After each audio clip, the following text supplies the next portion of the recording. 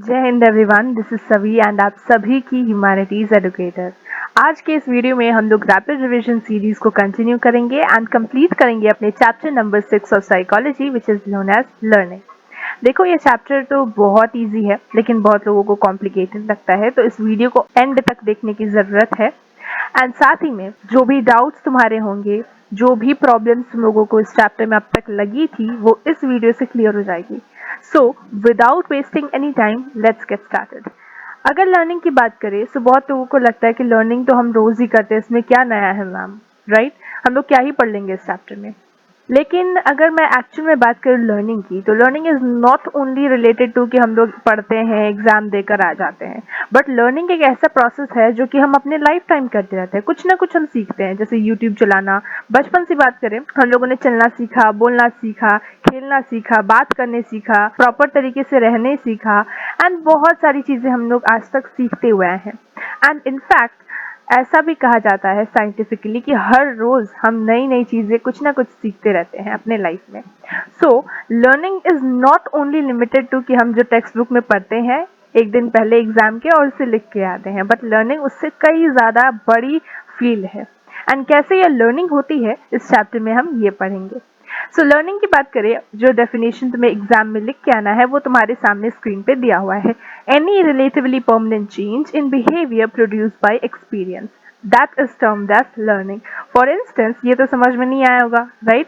तो समझो, देखो लर्निंग क्या होता है ना, कि मतलब हम कुछ सीखते हैं, हमारे बिहेवियर में जब चेंज आता है तो उसे हम लर्निंग कहते हैं। एंड ये चेंज कैसे आता है? हमारे एक्सपीरियंसेस के थ्रू। इसका एग्जाम्पल मैं देती हूँ जिससे तुम लोग बहुत आराम से कनेक्ट कर लोगे। हुआ क्या कि मेरी एक बहुत ज़्यादा बेस्ट फ्रेंड थी, ठीक है? एंड मैं उस बेस्ट फ्रेंड को अपनी सारी बातें शेयर किया करती थी। बट कुछ टाइम बाद पहले मुझे पता चला कि वो जो फ्रेंड है वो मेरी पर्सनल चीज़ों को किसी और से बता देती है या अपनी दूसरी फ्रेंड से शेयर कर देती है। सो इसको जानने के बाद मैंने डिसाइड किया कि अगली बार से मैं फ्रेंड्स बनाऊंगी तो मैं ये ध्यान रखूंगी कि किसको मुझे अपनी पर्सनल बातें बतानी है एंड किससे मुझे अपनी पर्सनल बातें नहीं शेयर करनी है। This is giving a relatively permanent change in my behavior। अगली बार से मैं जब भी दोस्त बनाऊंगी, जब भी किसी से बात करूंगी, तो मैं ध्यान में रख के बात करूंगी क्या बात किससे करनी है एंड क्या बात किससे नहीं करनी है। तो ये क्या है? ये मेरे बिहेवियर में एक परमानेंट चेंज है एंड जिसे हम कहेंगे लर्निंग का एग्जाम्पल। अब ये तो एक रियल लाइफ एग्जाम्पल था। मैं चाहूंगी कि तुम लोग भी लर्निंग के अपने एक्सपीरियंसेस को शेयर करो। ऐसा कौन सी चीज़ है जो तुमने सीखी अपनी लाइफ में एंड उसके थ्रू तुम्हारे बिहेवियर में एक बड़ा चेंज देखने को मिलता है?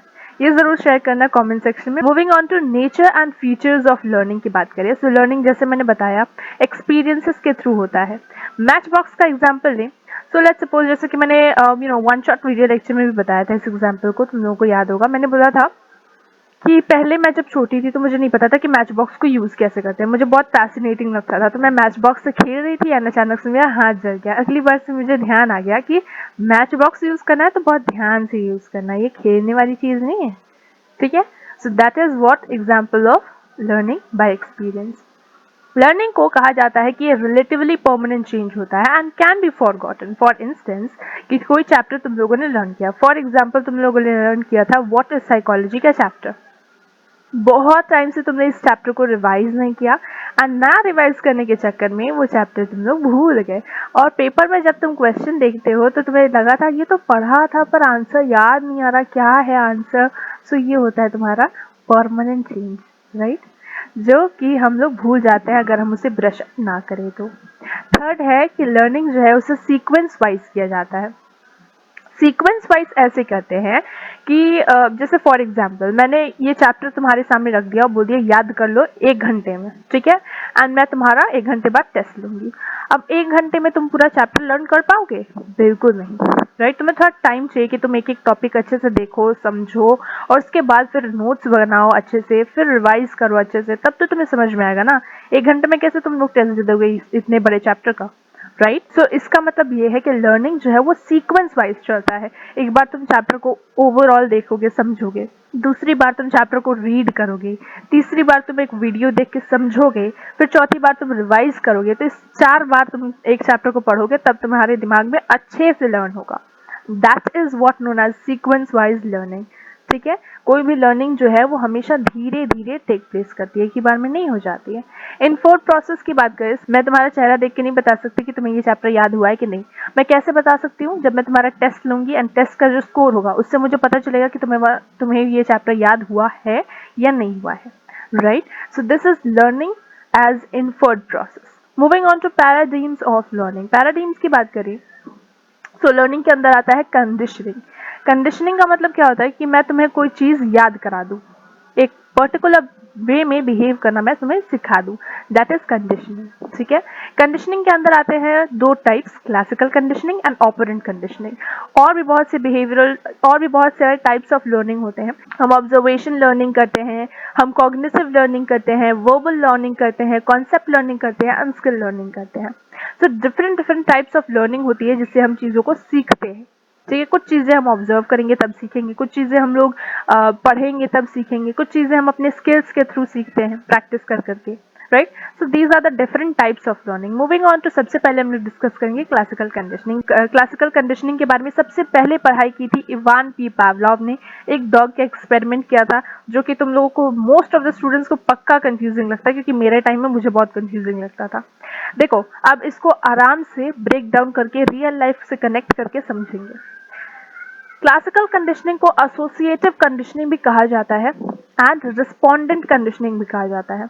रिस्पोंडेंट कंडीशनिंग इसलिए बिकॉज इसमें कुछ एक स्टिमुलस होता है एंड एक रिस्पॉन्स होता है, एक स्टिमुलस होता है, एक रिस्पॉन्स होता है। एंड एसोसिएटिव लर्निंग क्यों कहा जाता है, बिकॉज यहाँ पे हम एसोसिएट कर रहे होते हैं। फॉर एग्जाम्पल मैं तुम्हें देती हूँ जिससे तुम आराम से कनेक्ट कर सकते हो। क्या हुआ था ना, रिसेंटली मैंने बहुत ऑयली फूड खा लिया था, ठीक है, एंड उस ऑयली फूड को खाने की वजह से मेरे स्टमक प्रॉब्लम्स मुझे होने लगी थी। अगली बार से जब भी मैं ऑयली फूड को देखती थी, चाहे वो समोसा हो, चाहे वो कोई भी अदर ऑयली फूड्स हो, जब भी मैं उन्हें देखती थी ना तो मुझे दिमाग में आता था नहीं नहीं अब नहीं खाऊंगी। पिछली बार का मुझे याद है मेरे कैसे तबीयत खराब हुआ था, स्टमक इश्यूज हो गए थे, अब मैं नहीं खाऊंगी। सो ये एसोसिएट का एग्जाम्पल है। कैसे ये क्लासिकल कंडीशनिंग का एग्जाम्पल है वो समझो। अनकंडीशन स्टिमुलस था कि मैं वो फूड खाई, फॉर एग्जांपल मैंने पास्ता खाया, ठीक है, उसका अनकंडीशन रिस्पॉन्स क्या हुआ कि मेरे स्टमक इश्यूज आ गए, मेरी तबीयत खराब हो गई।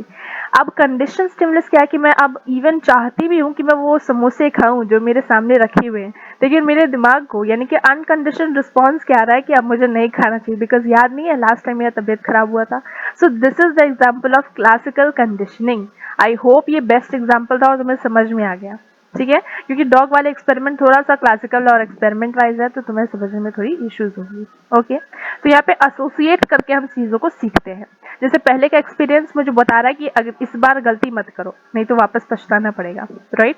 सो this is your classical conditioning, यहाँ पे दो चीजें एसोसिएट हो जाती है। अब तुम बताओ, ऑयली फूड खाने से जरूरी तो नहीं कि मैं हर टाइम बीमार पड़ जाऊं, है ना, लेकिन मेरे दिमाग ने एसोसिएट कर लिया कि अगर तुम ऑयली फूड खाओगे तो तुम्हारा ज्यादा चांसेस है कि तुम्हारी तबीयत खराब हो जाए, right. So this is the example of classical conditioning. देखो ये चैप्टर बहुत ज़्यादा लेंदी है तो it is not possible for me कि तुम्हारे को मैं लाइन बाय लाइन सब कुछ एक्सप्लेन वापस से रीड आउट करूं। इसलिए अगर ज़्यादा डाउट है चैप्टर में, कुछ भी टॉपिक्स में दिक्कत है, तो ऑलरेडी चैनल पर अवेलेबल है one shot video lecture of learning, तो जाके देख लो, ठीक है। सारा चैप्टर, पूरा का पूरा चैप्टर का अच्छे से एक्सप्लेन कर रखा है मैंने।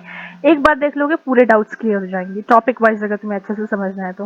वाइल अगर रिविजन के पर्पज कल एग्जाम है एंड फटाफट से रिविजन चाहिए, इस वीडियो को आराम से देखो। So moving on to directly operant instrumental conditioning, कि हम किसी भी बिहेवियर को सीख सकते हैं या उसे भूल सकते हैं, but through reinforcement.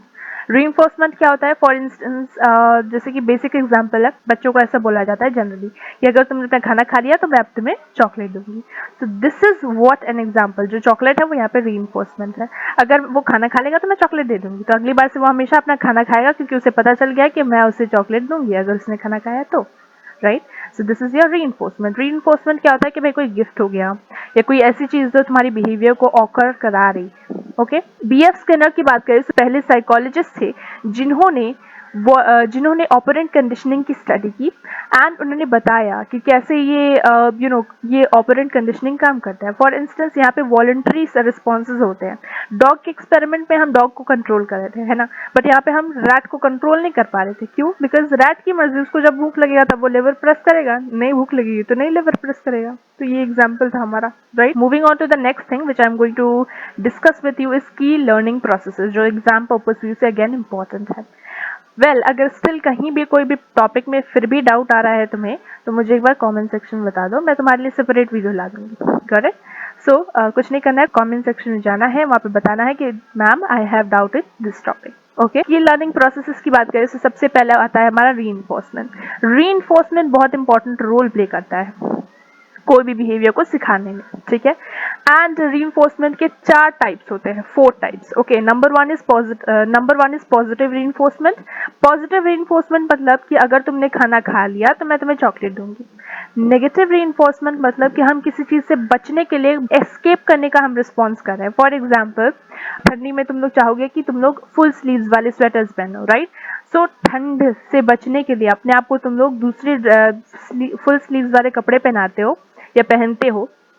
That is an example of negative reinforcement, जहाँ पे तुम ठंडी वाले जो फीलिंग है उससे बचने के लिए नेगेटिव वाला मतलब रिस्पॉन्स करते हो।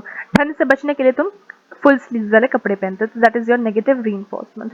एस्केप वाला रिस्पॉन्स यहाँ पे हम लोग करते हैं। Primary and secondary reinforcement are the third and fourth type of reinforcement.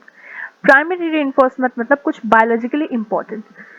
For instance, हमारे लिए बायोलॉजिकल क्या इंपॉर्टेंट होता है? Food, clothing, house, safety, all this things are very very important for us. सबसे पहले तो हमें खाना चाहिए, फिर पानी चाहिए, फिर कपड़े चाहिए रहने के, फिर घर चाहिए, है ना, प्रोटेक्शन के लिए। सो ये सब आता है हमारा प्राइमरी के अंदर। वेरा सेकेंडरी रीइंफोर्समेंट के अंदर आता है जो हमारे समाज में जरूरत हो। फॉर एग्जाम्पल, अब समाज में रह रहे तो भाई हमें पैसे की जरूरत है ना। समाज में रह रहे हैं तो हमें क्या चाहिए कि हमारी एक पर्सनालिटी बढ़िया हो। समाज में रह रहे हैं तो हमारे मार्क्स अच्छे आए, हमारे परसेंटेज अच्छे आए, अच्छी जॉब मिले। So all this comes under your secondary reinforcement.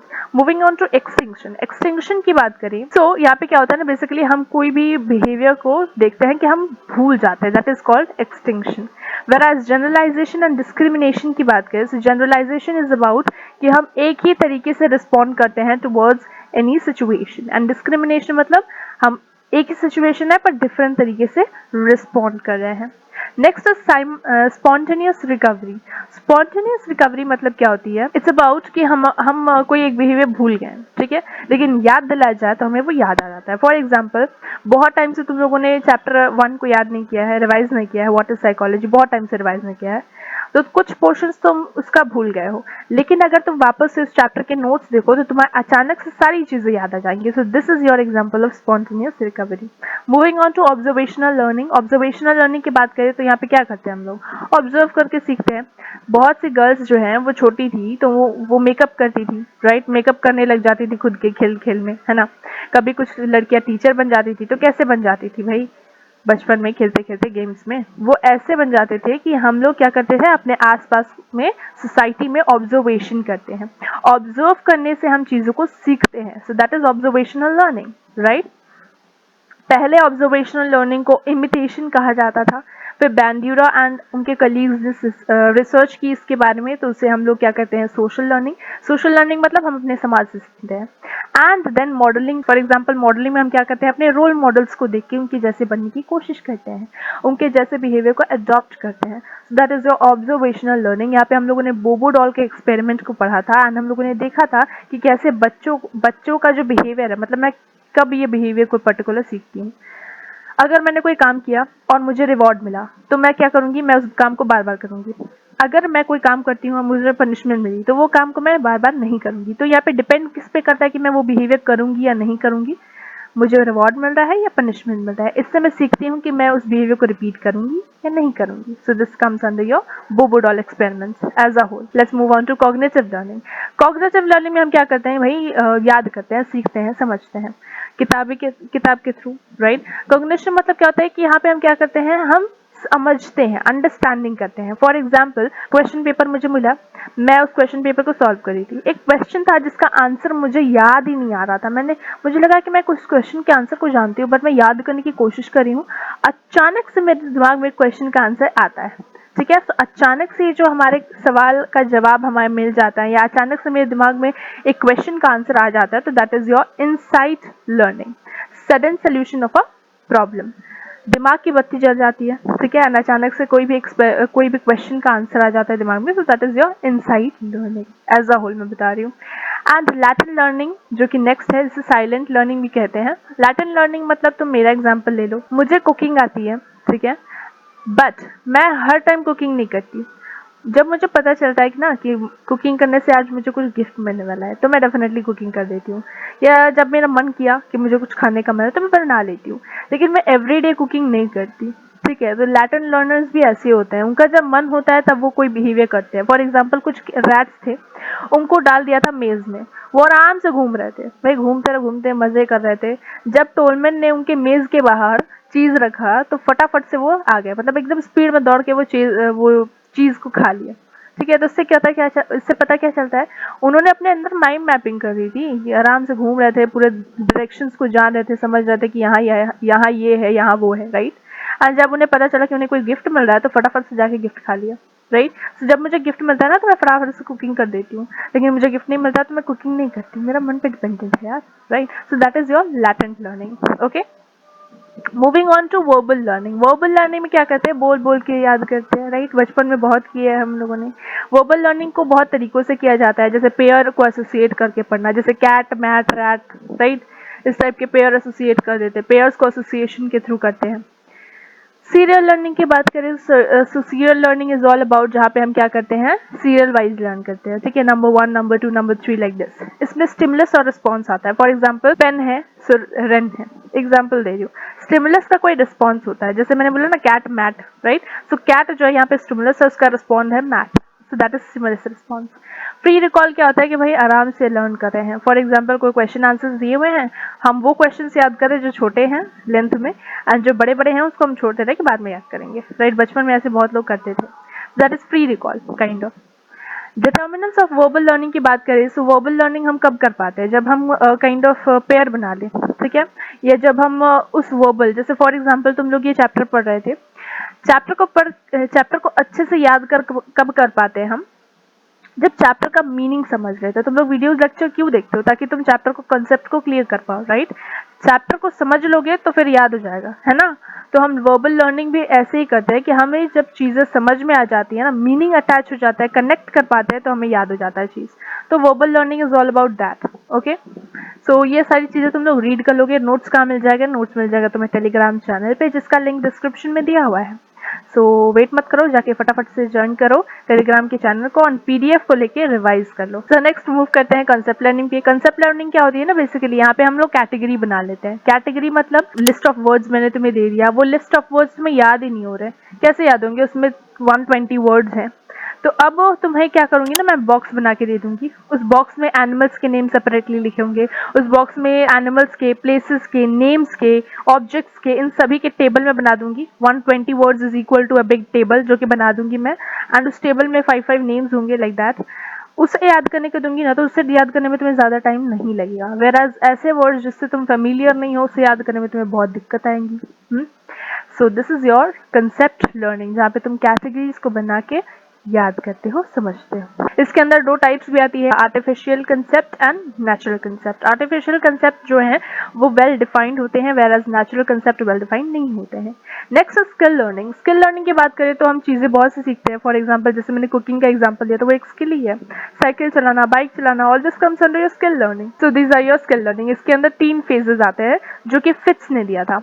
Cognitive, cognitive में क्या करते हैं हम, साइकिल चलाना पहले देखते हैं कि कैसे साइकिल चलाया जाता है। एसोसिएटिव, हम साइकिल चलाते हैं, 2-3 बार गिरते हैं। फिर तीसरा आता है परफेक्शन, जितना ज्यादा हम प्रैक्टिस करते हैं उतना अच्छे से वो हम सीख जाते हैं, हम परफेक्ट हो जाते हैं उसमें, ठीक है। अब ऐसा है कि साइकिल तो हम बिना पैडल के भी चला लेते हैं, ठीक है। So this is your automatic और ऑटोनॉमस, ठीक है। तो skill learning is all about कि प्रैक्टिस जितना करते हैं हम उतना परफेक्ट बन जाते हैं हम, राइट। स्किल लर्निंग का एक बेस्ट एग्जांपल है ना हमारी मम्मियाँ रोज रोज खाना बनाती हैं। तो अब ना वो बात करते हुए कुछ सुनते हुए आराम से खाना बना लेती है, उनको कुछ टेंशन नहीं है। मतलब ऐसा है कि आंख बंद करके भी वो बना लेंगी, क्यों? बिकॉज इतना प्रैक्टिस हो गया उन लोगों को कि वो परफेक्ट हो गई हैं इस चीज में, right. Moving on to transfer of learning. Transfer of learning is all about जहाँ पे हम हमारा प्रायर लर्निंग न्यू लर्निंग को अगर हेल्प करता है तो दैट इज पॉजिटिव, नहीं हेल्प करता है नेगेटिव, रिलेशन ही नहीं है तो जीरो, ठीक है। Moving on to next thing which is learning disability. देखो यहाँ पे लर्नर्स लर्निंग स्टाइल में तुम्हारा relational style and analytical style थोड़ा इंपॉर्टेंट है। रिलेशनल स्टाइल में तुम लोग वन शॉट वीडियो देख लेते एक ही बार में chapter complete, right. And analytical style में क्या करते हो ना, डिटेल वीडियो को ढूंढते हो जहाँ पे हर एक टॉपिक को अच्छे से डिटेल में एक्सप्लेन किया जाए। सो that is your analytical style of learning. Practice facilitating learning में क्या होता है ना कि मतलब अगर तुम्हारी ज़रूरत है तो तुम फटाफट लर्न करोगे, ठीक है। एंड कंटिन्यूस पार्शियल क्या है, अगर हम लोग मिस कर रहे थे, कंटिन्यूस मतलब होता है क्या ना, फॉर इंस्टेंस मैं क्वेश्चन पूछ रही थी क्लास में एंड तुम लोगों ने उसका आंसर दिया, तो मैंने तुम्हारे लिए क्लैपिंग कराई क्लास में, ठीक है। या मैंने तुम्हें चॉकलेट दिया, अगली बार फिर से तुमने क्वेश्चन का आंसर दिया तो मैंने फिर से तुम्हें चॉकलेट दिया, फिर से तुमने क्वेश्चन का आंसर दिया फिर से मैंने चॉकलेट दिया। अब ये बार बार होता रहा, अब तुम बोर हो गए, अब फिर तुम्हारा मन जब होता है तब आंसर देते हो, नहीं तो नहीं देते हो। तो ये होता है हमारा कंटिन्यूस रीइंफोर्समेंट जब होता है तब। कंटिन्यूस रीइंफोर्समेंट का ये परिणाम होता है। वेयर एज पार्शियल रीइंफोर्समेंट में क्या होता है ना, जैसे फॉर एग्जाम्पल आज तुमने क्वेश्चन का आंसर दिया, मैंने तुम्हें चॉकलेट दिया, अब अगली बार तुम देते हो तो नहीं देती मैं, क्योंकि तुमने उतना परफेक्शन से नहीं किया होगा शायद, राइट, आंसर को। फिर नेक्स्ट टाइम जब तुम आंसर देते हो तब भी मैं नहीं देती, फिर नेक्स्ट टाइम तुम आंसर देते हो तब मैं देती हूँ, राइट। तो इससे तुम क्या करते हो, अपने आप को बेटर बनाते हो, राइट, और कोशिश करते हो और ज्यादा आंसर्स को ट्राई मारते हो, राइट। इसमें तुम बोर नहीं होते, अब तुम और ट्राई करते हो कि मुझे ही चॉकलेट मिला और किसी को क्लास में ना मिले, ताकि मैं सबको चिढ़ाऊँ, right. So this is your example of continuous and partial reinforcement, which is again plays a very important role in learning। पहला वाला अगर मैं continuous करूंगी तो तुम वो behavior छोड़ दोगे, अगर मैं पार्शियल रीइंफोर्समेंट करूं तो तुम वो बिहेवियर को छोड़ोगे नहीं बल्कि और बेटर बनाओगे खुद को। लर्निंग डिसेबिलिटी की बात करें, so it is a general term. इसमें क्या होता है ना, डिसेबल हो जाता है कोई पर्सन है, या मेनली लर्निंग डिसेबिलिटी चिल्ड्रंस को होती है। इसमें क्या होता है ना, डिसऑर्डर्स हो जाता है। फॉर एग्जाम्पल वहाँ पे बच्चे जो है वो लर्न नहीं कर पाते, रीड नहीं कर पाते, लिख नहीं पाते हैं, बोल नहीं पाते हैं, रीजनिंग नहीं कर पाते, एंड स्पेसिफिकली मैथमेटिक्स वो नहीं कर पाते। सो that is your learning disability. Symptoms क्या होते हैं इसके मैम? तो सिम्टम्स हो गए तुम्हारे, जैसे जैसे मैंने बताया, लिख नहीं पाते, रीड नहीं कर पाते, सुन नहीं पाते, समझ नहीं पाते, बोल नहीं पाते, कोई जगह कहीं पे अटेंशन पे नहीं कर पाते। फॉर एग्जाम्पल यहाँ पे वीडियो चल रहा है, ठीक है, लेकिन वो वीडियो देखेंगे नहीं, ठीक है, या अटेंशन पे नहीं कर पाएंगे। हाइपर एक्टिविटी, वो हाइपर एक्टिव रहते हैं, हमेशा कुछ ना कुछ करते रहते हैं, एकदम शांत बैठेंगे ही नहीं वो। पुअर स्पेस ओरिएंटेशन, उनको स्पेस का या डायरेक्शन का पता नहीं होता, राइट लेफ्ट नहीं समझ पाते, फिर अच्छे से कोऑर्डिनेट नहीं कर पाते, बॉडी को बैलेंस नहीं कर पाते, अच्छे से मीनिंग नहीं प्रोवाइड कर सकते, मतलब परसेप्चुअल डिसऑर्डर, समझ नहीं पाते हैं। देन अंडरस्टैंड नहीं कर पाते ओरल डिक्टेशंस को। डिसलेक्सिया इज वेरी कॉमन, जो कि मोस्ट ऑफ द स्टूडेंट्स में होता है। इसके ऊपर मूवी भी बन रखी है तारे जमीन पे, जहाँ पे बच्चे को प्रॉब्लम होती है बी को डी लिखना, राइट, कैट को मैट लिखना, this kind of words issue was there, right, was को सॉ लिखना, इस टाइप की प्रॉब्लम हो रही थी। रिलेशनशिप्स नहीं समझ पाते और उनके पीयर्स उनसे फ्रेंडशिप नहीं रख पाते इस वजह से, right. Application of learning principle, ma'am ये चैप्टर तो समझ गया, अब इसका मीनिंग क्या है, क्या करेंगे हम इस चैप्टर को समझ के?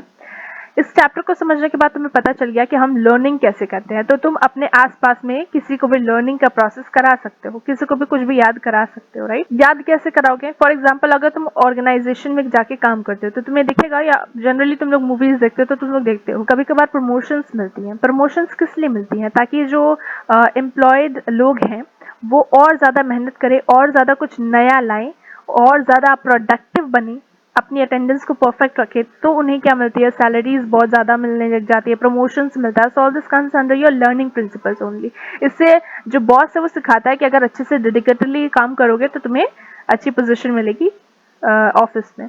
मैल-एडजस्टिव बिहेवियर को भी ट्रीट करने में ये हमें बहुत ज़्यादा हेल्प करता है, जिसके बारे में तुम फर्दर क्लासेस में पढ़ोगे।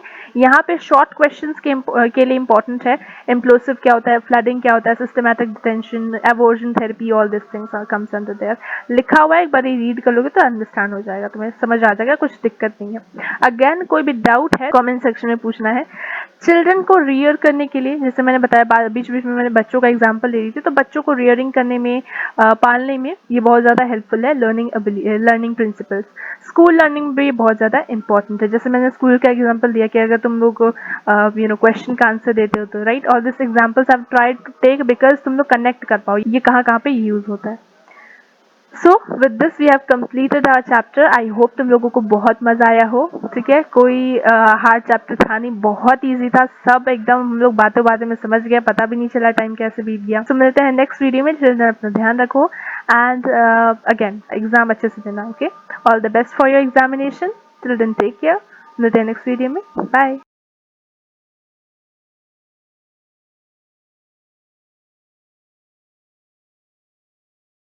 जय Hind everyone, this is Savi and आप सभी की ह्यूमैनिटीज एडुकेटर।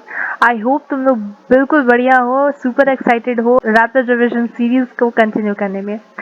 अब हम लोग डिस्कस करेंगे साइकोलॉजी के चैप्टर नंबर 6 को। ठीक है, रैशनलाइज सिलेबस के हिसाब से ह्यूमन मेमोरी। अब ह्यूमन मेमोरी को पढ़ने की क्या जरूरत है मैम? तुम लोग को अपना दिमाग तेज करना है तो ये चैप्टर पढ़ना बहुत ज़्यादा ज़रूरी है। ठीक है, तुम्हें पता चलेगा कि हम याद कैसे करते हैं। याद कैसे करते हैं वो तो तुम लोग को पिछले चैप्टर से समझ आ ही गया होगा, लेकिन अब समझोगे कि हमारे जो याद करने का मटेरियल है वो हमारे दिमाग में सेव कैसे होता है एंड उसे हम और अच्छे से सेव कैसे कर सकते हैं। जैसे फॉर एग्जाम्पल तुम लोग के साथ होता क्या होगा ना, जनरली याद कर लिया आज अच्छे से, कल एग्जाम देने जाते हो भूल जाते हो। अब भूलते क्यों हो? बिकॉज याद कर तो लिया है ठीक से, लेकिन याद करने के बाद जो मेमोरी है उसको सेव करने का तुम लोगों ने टाइम ही नहीं दिया। तो अब समझो कि मेमोरी कैसे काम करती है एंड मेमोरी को सेव करने का क्या तरीका होता है with human memory. So human memory की बात करें तो इंट्रोडक्शन के पार्ट में दिया हुआ है हर्मन एबिंगहॉस के बारे में, जिन्होंने सबसे पहले ह्यूमन मेमोरी को स्टडी करने की कोशिश की एंड बहुत अच्छे से स्टडी भी किया है। फर्स्ट सिस्टमेटिक एक्सप्लोरेशन किया है उन्होंने ह्यूमन मेमोरी का, वही इंग्लिश में लिखा हुआ है। उनके हिसाब से उन्होंने बताया कि लर्निंग जो है ना, कि मतलब हम लोग पूरा चैप्टर पढ़ते हैं, लेट्स सपोज ह्यूमन मेमोरी हम लोगों ने पूरा चैप्टर खत्म कर दिया। अब 100% में से मुझे 50% सिर्फ इंफॉर्मेशन याद है, बाकी 50% गया। क्यों? बिकॉज मैंने उसको प्रॉपरली नहीं पढ़ा। प्रॉपरली नहीं पढ़ा मतलब क्या हुआ मैम? देखो, आज तुम लोगों ने ये चैप्टर कंप्लीट किया, फिर कल थोड़ा सा तुम लोग उस चैप्टर को रिवाइज करो, फिर परसों, मतलब ऐसे कर करके कम से कम तुम 4-5 दिन तक इस चैप्टर को अच्छे से पढ़ लो। अब कोई भी चैप्टर तुम लोग 4-5 दिन तक कंटिन्यूसली रिवाइज करते हो पढ़ने के बाद, तो इससे क्या होता है ना, तुम्हारा जो मटेरियल है वो 100% सेव होता है। एंड अगर तुम ऐसा नहीं करते, फॉर एग्जाम्पल आज पढ़ लिया तुम लोगों ने लर्निंग चैप्टर या मेमोरी चैप्टर, एंड अगली एकदम 1 महीने बाद खोल रहे हो, तो तुमको ध्यान आएगा कि तुम बहुत सी चीजें भूल चुके हो, right. This is all about कि हम मटेरियल को याद तो पूरा करते हैं, बट हमारे मेमोरी में सेव कितना होता है? ओनली 50% और 40% तक इंफॉर्मेशन सेव होता है। फ्रेडरिक बार्टलेट, जो कि अनदर वेरी इंपॉर्टेंट साइकोलॉजिस्ट हैं, उन्होंने बताया कि मेमोरी जो है वो पैसिव नहीं बल्कि बहुत एक्टिव प्रोसेस है। इसका मैं एक रियल एग्जांपल देती हूँ, मैं रियल लाइफ एग्जांपल, जिससे तुम लोग कनेक्ट कर पाओगे। ऐसा ना भाई कि मेरे क्लास में एक ऐसी लड़की है जो बहुत गुस्सैल है, मुझे देख के लगता है कि उसमें बहुत एटीट्यूड भरा हुआ है, ठीक है। लेकिन जब मैं उसके साथ रहती हूँ, कुछ टाइम स्पेंड करती हूँ ग्रुप एक्टिविटीज के थ्रू, तो मुझे पता चलता है ना कि वो ऐसी इसलिए है ना बिकॉज उसके लाइफ में थोड़ी सी ऐसे इंसिडेंट्स हुए हैं, जैसे उसके पेरेंट्स अलग हो गए हैं, वो थोड़ा अकेले रहती है, ठीक है। उसकी सिर्फ ग्रैंड मदर है जिसके साथ वो शेयर कर सकती है, बट ज्यादा कुछ शेयर भी नहीं कर सकती है, तो इसलिए वो थोड़ी गुस्सैल टाइप की है, ठीक है। सो ये मेरा परसेप्शन है, चेंज हुआ उसको। पहले मैं मानती थी कि वो बहुत एटीट्यूडी है, लेकिन अब मैं जब अपना परसेप्शन चेंज करती हूँ ना, तो memory is all about that, कि हम जो याद करते हैं वो सेव नहीं हो जाता, वो टाइम के साथ साथ मॉडिफाई होता है। This is your memory all about. Moving on to memory होता क्या है। मेमोरी एक ऐसा प्रोसेस है जहाँ पे हम क्या करते हैं, इन्फॉर्मेशन जो हम लोगों ने ऑलरेडी अपने दिमाग में सेव कर रखी है उसे हम रिकॉल कर रहे होते हैं, ठीक है। फॉर एग्जाम्पल तुम्हें कुकिंग करने तो आता है, लेकिन आफ्टर अ लॉन्ग टाइम तुम लोग कुकिंग कर रहे हो, तब तुम रिकॉल करोगे कि कुकिंग में कौन सा मसाला पहले डालते हैं, फिर चलाते कैसे हैं सब्जी को। ये सारी प्रोसेस जो है वो तुम्हारे दिमाग में वापस से आएंगे। सो इट इज अबाउट रिकॉलिंग, कोई चीज को तुम लोग याद कर रखे हो बट वापस से रिकॉल कर रहे हो। अब मेमोरी का 3 मेन स्टेजेस होता है। सबसे पहले तुम क्या करते हो, इन्फॉर्मेशन को समझते हो, ठीक है, रिकॉर्ड करते हो, रजिस्टर करते हो, समझते हो। देन आता है हमारा स्टोरेज का प्रोसेस। जब कोई चैप्टर तुम लोग अच्छे से समझ जाते हो तो वो अपने आप तुम्हारे स्टोरेज में जाके सेव हो जाता है। रिट्रीवल इज ऑल अबाउट जहाँ पे तुम एग्जाम दे रहे होते हो एंड जो भी इन्फॉर्मेशन तुम्हारी मेमोरी में सेव है उसे तुम रिकॉल कर रहे होते हो, ठीक है। Information processing approach is very very important and सबसे इंपॉर्टेंट है यहाँ पे इसका स्टेज मॉडल और एटकिंसन एंड शिफरिन मॉडल इसे भी कहा जाता है। Stage model is all about three main important things. Number one is sensory memory, number two is short term memory, and number three is the long term memory. Sensory memory में क्या होता है ना, सबसे पहले कोई इन्फॉर्मेशन है वो मेरे सेंसेस के थ्रू में मेरे आसपास आता है। फॉर एग्जांपल तुम लोग सबसे पहले क्या कर रहे हो, तुम लोग सबसे पहले अपने सेंसेस के थ्रू इस वीडियो लेक्चर को सुन रहे हो, नंबर वन। दूसरा मतलब सुन रहे हो in the sense sensory information के थ्रू तुम वीडियो को सुन रहे हो एंड देख रहे हो कि मैम कुछ बोल रही हैं। नंबर टू एसटीएम में जाता है। एसटीएम में मतलब तुम सुन रहे हो और थोड़ा थोड़ा समझने की कोशिश कर रहे हो, ठीक है। अब ये लॉन्ग टर्म में कैसे जाएगा, तब तुम ध्यान से मतलब पूरा अटेंशन यहाँ पे लगा दो, अच्छे से सुनो, अच्छे से समझो एंड फिर चैप्टर को रीड करो एक बार, ठीक है। तो इससे क्या होगा ना, तुम्हारा जो चैप्टर है वो अच्छे से दिमाग में सेव होगा, तुम्हारी लॉन्ग टर्म मेमोरी में जाएगा। लेकिन लॉन्ग टर्म मेमोरी में कोई भी इन्फॉर्मेशन को डालना इतना आसान नहीं है। जैसे मैंने कहा था, कोई भी चीज को याद कर लो और फिर छोड़ दो, it's not about this. Chapter को अच्छे से समझो पहले दिन, दूसरे दिन उसको रिवाइज करो, जहाँ डाउट है उसे समझो, तीसरे दिन तुम इसे एक और बार रिवाइज करो, चौथे दिन तुम इसे और एक बार रिवाइज करो, थोड़ा थोड़ा गैप देके उस चैप्टर को पढ़ते रहो। तो इससे क्या होगा ना, तुम्हारे लॉन्ग टर्म मेमोरी में सेव हो जाएगा। उसके बाद तुम बहुत टाइम तक नहीं भी पढ़ोगे ना, फिर भी तुम्हें याद जाएगा, ठीक है। फिर से समझ लो स्टेज मॉडल को। इन्फॉर्मेशन आता है हमारे सेंसरी मेमोरी में जाता है, फिर शॉर्ट टर्म मेमोरी में जाता है एंड उससे अच्छे से हम अगर रिहर्सल करें, अच्छे से हम रिविजन करते रहे उस चैप्टर को, तो वो हमारे लॉन्ग टर्म मेमोरी में जाता है एंड लाइफ टाइम तक हमारे दिमाग में सेव हो जाता है। Moving on to control processes. Control processes मतलब कि हमारे जो भी इंफॉर्मेशन है वो शॉर्ट टर्म मेमोरी से लॉन्ग टर्म मेमोरी में कैसे जाता है। This is because of your control processes. Control processes जो है वो हमारे हेल्प करता है to send any information from short term to long term और from sensory to short term, ठीक है। जैसे फॉर एग्जाम्पल मेंटेनेंस रिहर्सल। अगर तुमने आज ये चैप्टर को पढ़ा, ये तुम्हारे शॉर्ट टर्म मेमोरी में है, लेकिन इस चैप्टर को तुम अगर बार बार पढ़ते हो, कंटिन्यूसली 5 to 6 डेज तक तुम इस चैप्टर को पढ़ते हो, तो ये शॉर्ट टर्म से लॉन्ग टर्म में कूद जाता है, ठीक है। And chunking is all about जहाँ पे तुम कोई बड़ा सा इन्फॉर्मेशन को शॉर्ट में डिवाइड कर देते हो। फॉर एग्जाम्पल एक बड़ा सा चैप्टर है, टॉपिक वाइज तुम उसे रिवाइज कर रहे हो या टॉपिक वाइज तुम उसे समझने की कोशिश करो। बेस्ट एग्जाम्पल मैंने दे रखा है, ये नंबर है, अब एक बार में तुम्हें ये नंबर याद नहीं होगा, इसको ब्रेक कर लो। 1947 इसमें देश आजाद हुआ था, 19492004। अब इसको डिवाइड कर लोगे तो तुम्हें अच्छे से याद हो जाएगा, right. So this is your chunking. Elaborative rehearsal is all about जहाँ पे तुम क्या करते हो, लिंकिंग करते हो, मेंटल इमेजेस बनाते हो। लिंकिंग इन द सेंस कि तुम चैप्टर को, जैसे मैंने बताया, चैप्टर को अच्छे से समझते हो, कोई भी डाउट से उसे क्लियर करते हो अच्छे से, तो तुम्हारे शॉर्ट टर्म मेमोरी से लॉन्ग टर्म मेमोरी में जाती है। मेंटेनेंस रिहर्सल एंड इलैबोरेटिव रिहर्सल में कंफ्यूजन हो जाता है। मेंटेनेंस रिहर्सल में क्या होता है ना कि हम रिपीट करके, जैसे बार बार चीजों को दोहराते हैं तो उसे हम याद होता है। इलैबोरेटिव रिहर्सल में हम चीजों को कनेक्ट कर रहे होते हैं, लिंक कर रहे होते हैं, ठीक है। जैसे फॉर एग्जाम्पल लर्निंग को मेमोरी से थोड़ा बहुत कनेक्ट करोगे तो तुम्हें चैप्टर और ज्यादा अच्छे से समझ में आएगा एंड साथ में लर्निंग का रिविजन भी होगा, right. Moving on to stage model का बहुत क्रिटिसिज्म हुआ, ठीक है, क्योंकि इसमें कुछ कमियां दिखाई दी बहुत लोगों को, तो इसीलिए लेवल ऑफ प्रोसेसिंग नाम का दूसरा एक हमारा मॉडल आया, which is again given by Craig and Lockhart in 1972। इसमें क्या बताया जा रहा था कि कोई भी इंफॉर्मेशन है तो वो हमारे लॉन्ग टर्म मेमोरी में कैसे सेव होती है। सबसे पहले हम कोई इन्फॉर्मेशन को देख रहे होते हैं, स्ट्रक्चरल प्रोसेसिंग होती है हमारी, यानी कि हम कोई इन्फॉर्मेशन को देख रहे होते हैं, समझने की कोशिश करते हैं। ऑडिटरी में क्या कर रहे होते हैं, देखो structural processing is also known as shallow level processing, जहाँ पे हम चीजों को समझ रहे होते हैं, देख रहे होते हैं। Auditory processing is all about, this is also called intermediate, जहाँ पे हम क्या करते हैं, इन्फॉर्मेशन को और ज्यादा अच्छे से समझने की कोशिश करते हैं और अपने माइंड में रिकॉल करते हैं, ठीक है। Semantic processing that is deepest level of processing, जहाँ पे हम क्या करते हैं, उसके बारे में सोचते हैं। अब इसका एग्जाम्पल ले लो, मेमोरी का चैप्टर तुम लोगों ने पढ़ा, this is your structural processing. Auditory processing में तुम इस चैप्टर का रिविजन कर रहे हो एंड सिमेंटिक प्रोसेसिंग में तुम क्या कर रहे हो, इस चैप्टर के बारे में सोच रहे हो। फॉर एग्जांपल तुम लोग ऐसे बैठे बैठे चाय पी रहे थे, अचानक सोचा तुम लोगों ने कि इस चैप्टर में मैंने क्या पढ़ा था, मेमोरी को कैसे बढ़ाते हैं।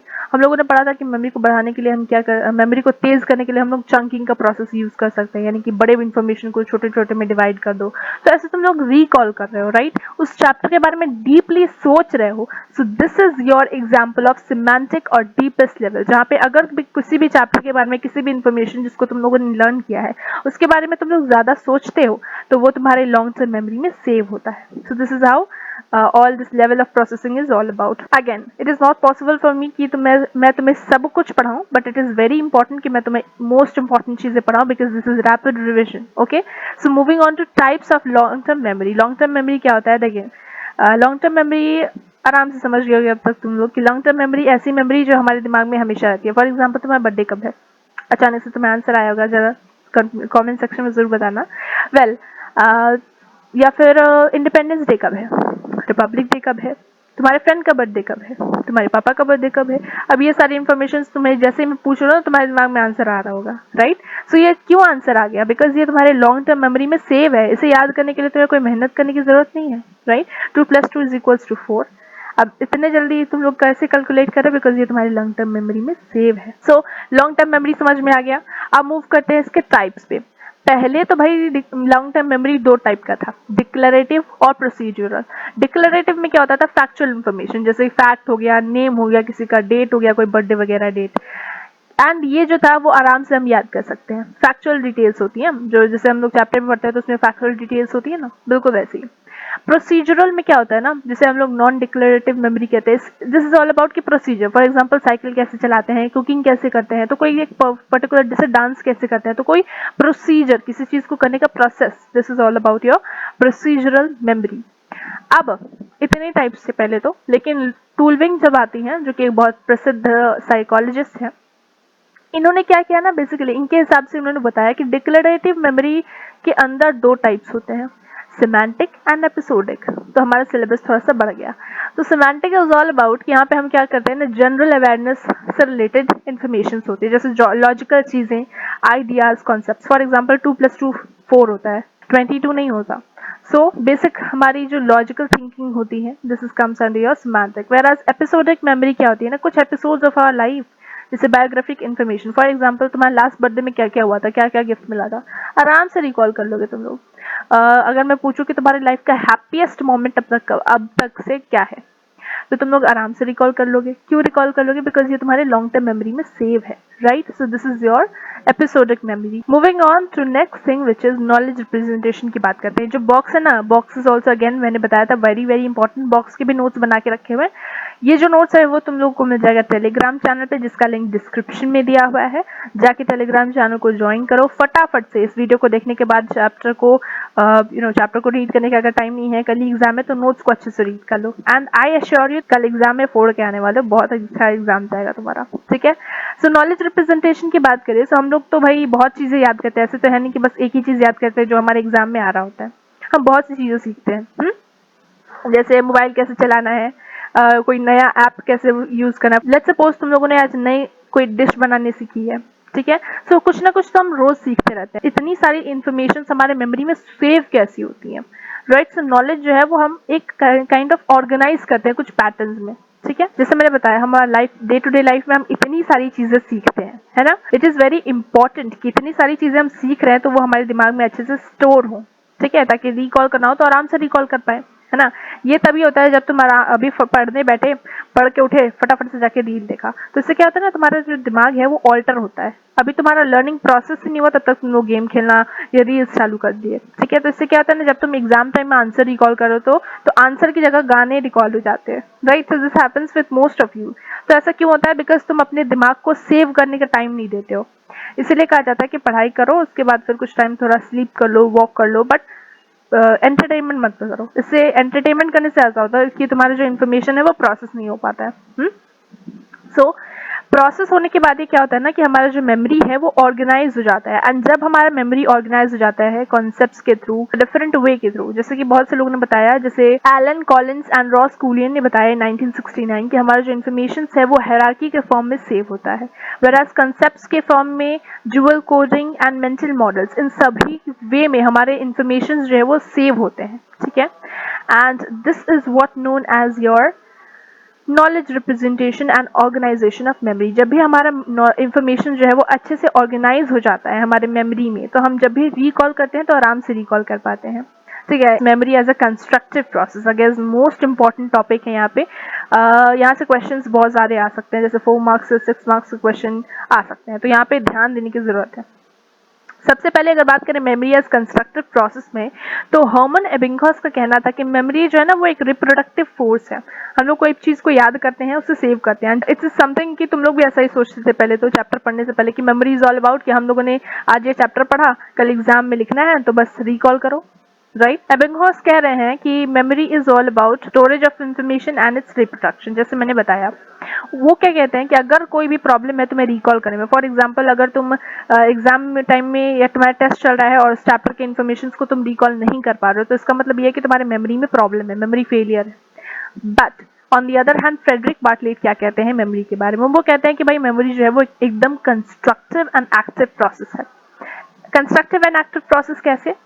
वो ऐसे कि हम इंफॉर्मेशन को यहाँ पे स्टोर करते हैं एंड जो स्टोर्ड इन्फॉर्मेशन है वो मॉडिफाई होता रहता है टाइम के साथ साथ, ठीक है। जैसे मैंने बताया था कि मेरी क्लासमेट के बारे में मेरा परसेप्शन ये था कि वो बहुत ज़्यादा अकड़ू है, बट टाइम के साथ साथ मेरा जो ये इन्फॉर्मेशन है, मेरी जो सोच है वो चेंज हुई, right. So this is what your Frederic Bartlett is trying to say कि हमारी जो मेमोरी है, हम जो भी इंफॉर्मेशन सेव करते हैं वो साथ समय के साथ साथ उसमें चेंजेस भी आते हैं, मॉडिफाई होते हैं, कुछ चीज़ें डिलीट होती हैं। So this is all about your Frederic Bartlett. ये क्या कहते हैं? ये फर्दर ये भी कहते हैं कि persons memory gets affected by schema. हमारे जो पास्ट एक्सपीरियंसेस हैं या प्रेजेंट एक्सपीरियंसेस हैं, हमारे नॉलेज है, ये सभी चीज़ें हमारे जो मेमोरी है उसे अफेक्ट करते हैं। Moving on to next important thing, उससे पहले concept of forgetting by Ebbinghaus के बारे में दिया हुआ था, जहाँ पे वो इस टाइप का टेबल दे रहे थे, if you can see it. यहाँ पे वो बता रहे थे कुछ, जो बुक खोल के बैठे होगे तो तुम्हें दिखाई देगा, वहाँ पे एक ग्राफ दिया था, वो बता रहे थे कि कैसे उन्होंने स्टार्टिंग में कोशिश की एक पोएम को याद करने की। वो पोएम उन्होंने 100% अच्छे से समझ लिया, याद कर लिया। अब नेक्स्ट उसके कुछ मतलब याद करने के कुछ घंटे में उन्होंने अपने प्रोग्रेस को चेक किया, तो वो धीरे धीरे मतलब देखना बहुत तेजी से गिरता हुआ दिख रहा है। मतलब क्या हो रहा है ना कि बहुत तेजी से वो लर्निंग करने के कुछ टाइम बाद वो इतने लर्न किए हुए मटेरियल को बहुत तेजी से भूल रहे थे। क्यों भूल रहे थे भाई? ये इसलिए हुआ बिकॉज ये होता है हमेशा, ठीक है। एंड लेकिन अगर वो कंसिस्टेंटली इस इंफॉर्मेशन को या जो भी पोएम है उसको याद करते रहे, रिवाइज करते रहे, तो ये जो इंफॉर्मेशन है वो जो पहले 40% थी वो 100% तक सेव हो जाती है उनके दिमाग में। आप जब भी पूछ लो वो पोएम आराम से बोल देंगे। फॉर एग्जाम्पल बहुत सी पोएम्स है जो तुम्हें अभी बोलो, वो जॉनी जॉनी यस पापा वाला जो पोएम है वो आज तक हमें ऐसा याद हो गया है ना कि मतलब जब भी पूछो तो सबको याद आ जाता है, राइट। तो वो कैसे याद आ जाता है? हमारे लॉन्ग टर्म मेमोरी में वो सेव है, ठीक है। Moving on to nature and causes of forgetting, जो कि अगेन बहुत इंपॉर्टेंट है 6 मार्क्स एंड 4 मार्क्स के लिए, and most of the time यहाँ से क्वेश्चन पूछे जाते हैं। Disuse theory of trace decay theory. Disuse theory में क्या होता है ना कि कोई इन्फॉर्मेशन है जो मैंने सेव किया है बट मैंने उसे बहुत टाइम तक यूज नहीं किया है, तो वो हमारे मेमोरी से डिलीट हो जाती है, ऐसा मानना है डिसयूज थ्योरी का। इसके क्रिटिसिज्म ये है कि जैसे फॉर एग्जांपल तुम लोगों ने कोई चैप्टर पढ़ा, आज चैप्टर पढ़े, अब उस मेमोरी को तुम उस इन्फॉर्मेशन को तो तुम यूज नहीं करोगे जब तुम सोओगे, तो सोते समय तो वो इन्फॉर्मेशन यूज ही नहीं हुआ ना, तो फिर उठने के बाद तो तुम पूरा चीज भूल जाओगे, राइट। सो इसका क्रिटिसिज्म ये हुआ, इसलिए दूसरा आया एक इंटरफेरेंस थ्योरी। इंटरफेरेंस थ्योरी मतलब होता है कि हमारा जो नया लर्निंग है वो कैसे प्रीवियस लर्निंग को अफेक्ट कर रहा है। फॉर एग्जाम्पल इसके अंदर दो टाइप्स आते हैं, proactive and retroactive. Proactive is also known as forward moving. जैसे फॉर एग्जांपल साइकोलॉजी क्लास हुआ पहले, उसके बाद हिस्ट्री क्लास हुआ, तो हिस्ट्री क्लास साइकोलॉजी क्लास में जो भी मैम ने पढ़ाया था ना वो तुम्हारे दिमाग से डिलीट ही हो गया, तुम्हें याद ही नहीं आ रहा मैम ने क्या पढ़ाया था, वेराज हिस्ट्री का तो सब याद है तुम्हें। रेट्रोएक्टिव में क्या होता है ना, बैकवर्ड मूविंग, मतलब बैकवर्ड वाला भूल जाते हो। फॉर एग्जाम्पल पहले तो तुम्हारा साइकोलॉजी क्लास हुआ एंड दूसरा तुम्हारा हिस्ट्री क्लास हुआ। पहले का तो जो साइकोलॉजी मैम ने पढ़ाया था वो अच्छे से याद है, बट हिस्ट्री वाली मैम ने जो पढ़ाया था वो तुम्हें याद ही नहीं है, right. So this happens in the interference theory. Retrieval failure cues, अब इससे तुम्हें समझ में आ रहा होगा, राइट, कि इंटरफेरेंस थ्योरी मतलब कि एक बार तुमने फॉर एग्जांपल जैसे मैंने बताया था कि अभी तुमने पढ़ा और फिर रील देखने चले गया, तो ये तुम्हें करना नहीं है, ठीक है। इससे तुम्हें पता चल रहा होगा, ध्यान से समझोगे तो जरूर समझ में आएगा। रिट्रीवल फेलियर की बात करें तो क्यूज, बहुत टाइम होता है ना कि हम लोग याद कर लेते हैं कुछ इन्फॉर्मेशन को बट नोट्स नहीं बनाते, तो इसलिए हमें ज़्यादा चीज़ें याद नहीं होती। अब नोट्स क्यों बनाते हैं हम लोग? नोट्स अपना इसलिए हम बनाते हैं ना बिकॉज अपने नोट्स में हम कुछ ऐसी चीज़ें डालते हैं जिसे देख के फटाफट से हमें चीज़ें याद आ जाती है तो हम भूल भी गए होते हैं। फॉर एग्जाम्पल हम लोग बनाए होते हैं कुछ निमोनिक्स, या कुछ हिंट्स, फॉर एग्जांपल हम लोग हिंट्स देते हैं ना, जैसे रेनबो का विबग्योर, राइट। रेनबो का सारा नाम हमें हमेशा याद नहीं रहता, जैसे जैसे ही विबग्योर याद आता है तो हमें पूरा नाम याद आता है, right. So VIBGYOR, it is a kind of cues. अगर हम अपने जो भी चीजें हम याद करें उसे हम क्यूज प्रोवाइड करें तो हमें चीजें बहुत लॉन्ग टाइम तक याद रहती हैं। नेक्स्ट है एनहांसिंग मेमोरी। हम अपनी मेमोरी को एनहांस कैसे कर सकते हैं, ये तो सवाल तुम लोग को सबसे पहले आया था। अब तुम्हें अपने मेमोरी को एनहांस करना है तो जितना तुम चीज़ों को पढ़ते हो, इमेजेस के थ्रू देखा करो, उन चीज़ों को यूज़ करोगे, इमेजेस को, कीवर्ड्स यूज़ करो। फॉर एग्जांपल पोटैटो को पैटो बोलते हैं, एक कौन सी लैंग्वेज में मुझे याद नहीं है, but it was something like Spanish में बोलते थे, अगर बुक में चेक करोगे तो देखिएगा। सो पोटैटो को स्पेनिश में पैटो बोलते हैं। सो दिस इज कीवर्ड, ठीक है। हम आंसर्स में जैसे फॉर एग्जांपल तुम यहाँ पर आके देखो तो नोट्स में मैंने थोड़ा सा हाईलाइटिंग किया है, right. Encoding, recorded and register, ये ब्लू पेन से लिखा हुआ है, इससे बहुत हाई अच्छे से दिखेगा नहीं तुम्हें, बट ये ब्लू पेन से लिखा हुआ है, कीवर्ड है। अगर तुम इस कीवर्ड को अपने आंसर में लिखते हो या कीवर्ड तुम्हें हमेशा याद रहता है आंसर लिखते समय, तो इससे क्या होता है ना, तुम्हारा आंसर में तुम्हें मार्क्स मिलते हैं, नंबर 1, एंड नंबर 2 तुम्हें आंसर याद रहता है। This is keyword. लोकी का प्रोसेस क्या होता है ना, जिसमें हम लोग कोई भी चीज़ों को मटेरियल्स को विजुअलाइज करते हैं अपने दिमाग में। फॉर एग्जांपल ब्रेड है, टोमेटो है, सोप है, तो इसे हम लोग विजुअलाइज करते हैं ताकि भूले भी तो भी भूल नहीं पाए, like this. Moving on to organisation की बात करें, चंकिंग इज ऑल अबाउट जहाँ पे हम क्या करते हैं, स्मॉल यूनिट्स में इंफॉर्मेशन को ब्रेक डाउन करते हैं।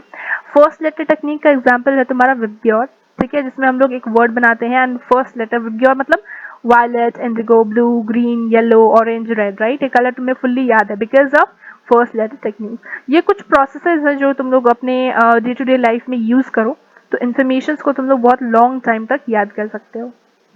सबसे ज़्यादा तो ये तुम्हें हेल्प करेंगे अगर तुम अपने नोट्स बनाओगे, तो ये तुम्हें चीज़ें ये समझ में आएंगी, कीवर्ड्स की कितनी इंपॉर्टेंस है, देन चंकिंग कैसे कहते हैं, फर्स्ट लेटर टेक्निक को यूज़ कैसे करना है, देन लोकी का प्रोसेस कैसे यूज़ करना है। ये सब चीज़ें तुम्हें तब समझ में आएंगी जब तुम अपना नोट्स बनाना शुरू करो।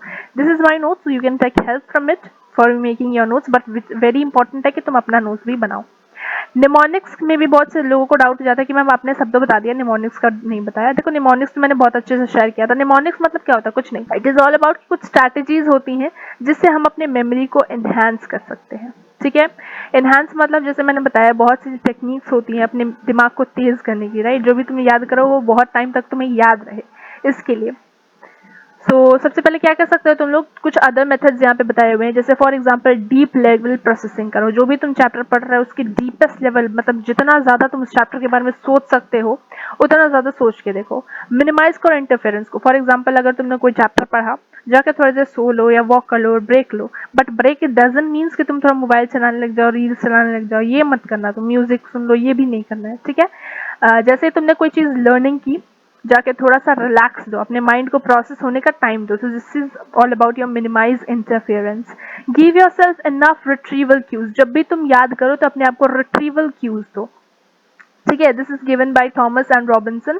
पीक्यूआरएसटी का मेथड उन्होंने दिया था। पीक्यूआरएसटी के मेथड में क्या होता है ना, सबसे पहले कोई चैप्टर है तो तुम्हें क्या करना है, चैप्टर को अच्छे से देख लो, प्रीव्यू कर लो उसका, फिर क्वेश्चंस बनाओ कि इस चैप्टर को देख के मुझे लगता है कि मुझे समझ में आएगा कि मेमोरी कैसे एनहांस करना है, मेमोरी होता क्या है। तो क्वेश्चंस बनाओ, फिर उस चैप्टर को रीड करो, फिर उस चैप्टर को रीड करने के बाद उस चैप्टर को ऐसे रिकॉल करो बोल बोल के, ठीक है। एंड देन लास्ट में टेस्ट लेके देखो कि तुम्हारे मार्क्स कैसे आ रहे हैं। टेस्ट लेके देखो कि तुम चैप्टर को कितने अच्छे से समझे हो, ठीक है। सो all this things comes under that. अब रिट्रीवल क्यूज का मैं एक एग्जांपल लूँ तो ये तुम देख रहे हो, first systematic exploration of memory. ये छोटा सा ब्रैकेट में मैंने तुम्हें छोटा छोटा कुछ लिख रखा है, रखे ब्रैकेट वगैरह में। सो इन्फॉर्मेशन जो है वो मेरे रिट्रीवल क्यूज है। मे भी मैं पूरा का पूरा भूल भी गई हूँ, तो ये जो बॉक्स में मैंने लिख रखा है, ठीक है, ब्रैकेट में मैंने जो लिख रखा है इन्फॉर्मेशन, ये मुझे फटाफट से याद दिलाते हैं कि मुझे क्या बोलना है या क्या मुझे पढ़ाना है, right. So this is an example of your retrieval cues, जो तुम्हें अपने आप को देते रहना है। कोई भी चैप्टर याद करो या नोट्स बनाओ तो very important it is. With this we have completed the whole chapter of human memory. तो मुझे पूरी उम्मीद है तुम लोगों से कि तुम लोग ये चैप्टर को अच्छे से समझ लिए हो, कोई भी डाउट नहीं रह गया है। इस चैप्टर को हम लोगों ने इन डिटेल सब कुछ समझ लिया है इस चैप्टर का, राइट। सो मिलते हैं नेक्स्ट वीडियो में। टिल देन कल के एग्जाम के लिए all the best and take care. मिलते हैं नेक्स्ट वीडियो में, बाय।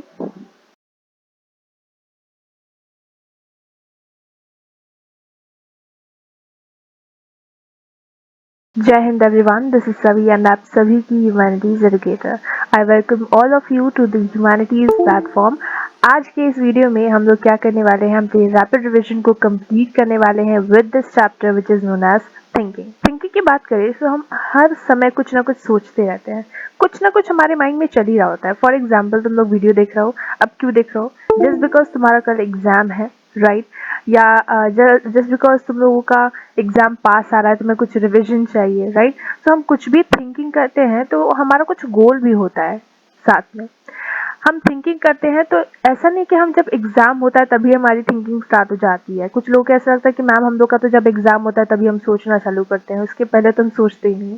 देखो, ऐसा नहीं होता।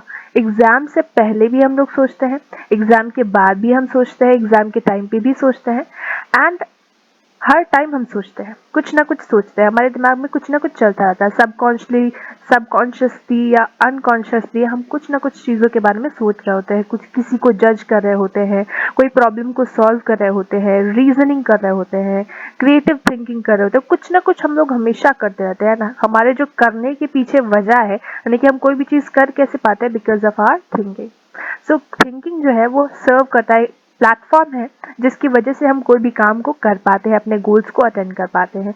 अब ये गोल तुम्हारा यूपीएससी का नहीं है, ये गोल तुम्हारा साइकोलॉजिस्ट बनने का नहीं है, but it is more than that. हम डे टू डे लाइफ में जो एक्टिविटीज करते हैं ना, वहाँ पे भी थिंकिंग की बहुत ज्यादा इंपॉर्टेंस होती है। नेचर ऑफ थिंकिंग से हम स्टार्ट करें कि एग्जाम में तुम्हें क्या डेफिनेशन लिख के आना है, तो this is that thinking serves as a basis और foundation of all cognitive processes. It involves manipulation, analysis of information receive from the environment. अब इसका क्या मतलब है मैम?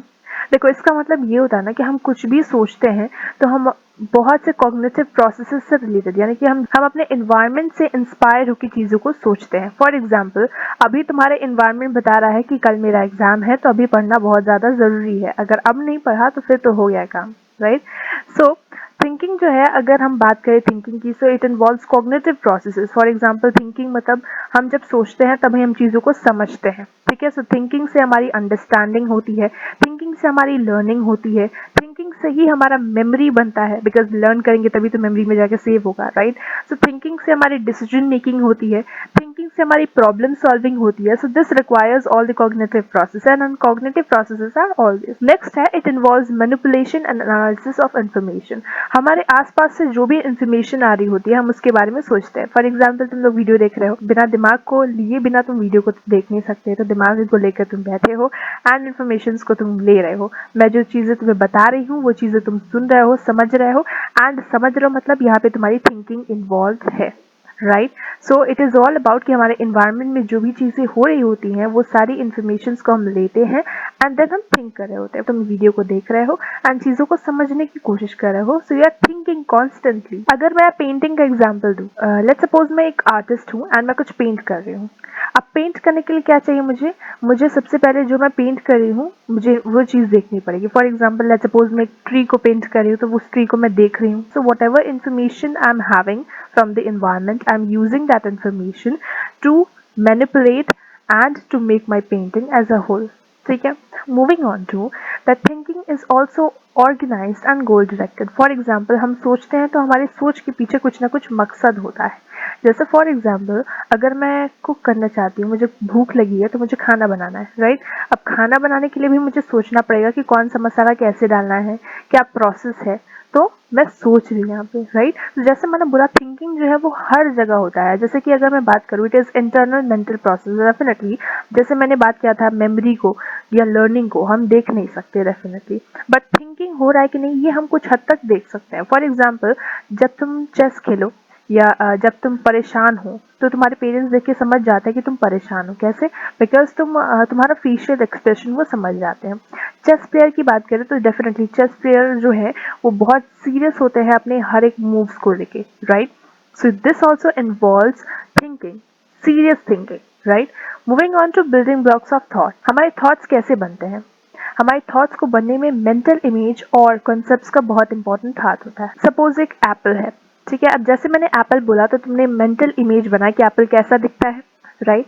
एंड कौन से कैटेगरी में आता है। लाइक फॉर एग्जांपल, एप्पल है तो एप्पल कौन सी कैटेगरी से आता है? फ्रूट के कैटेगरी से आता है, right.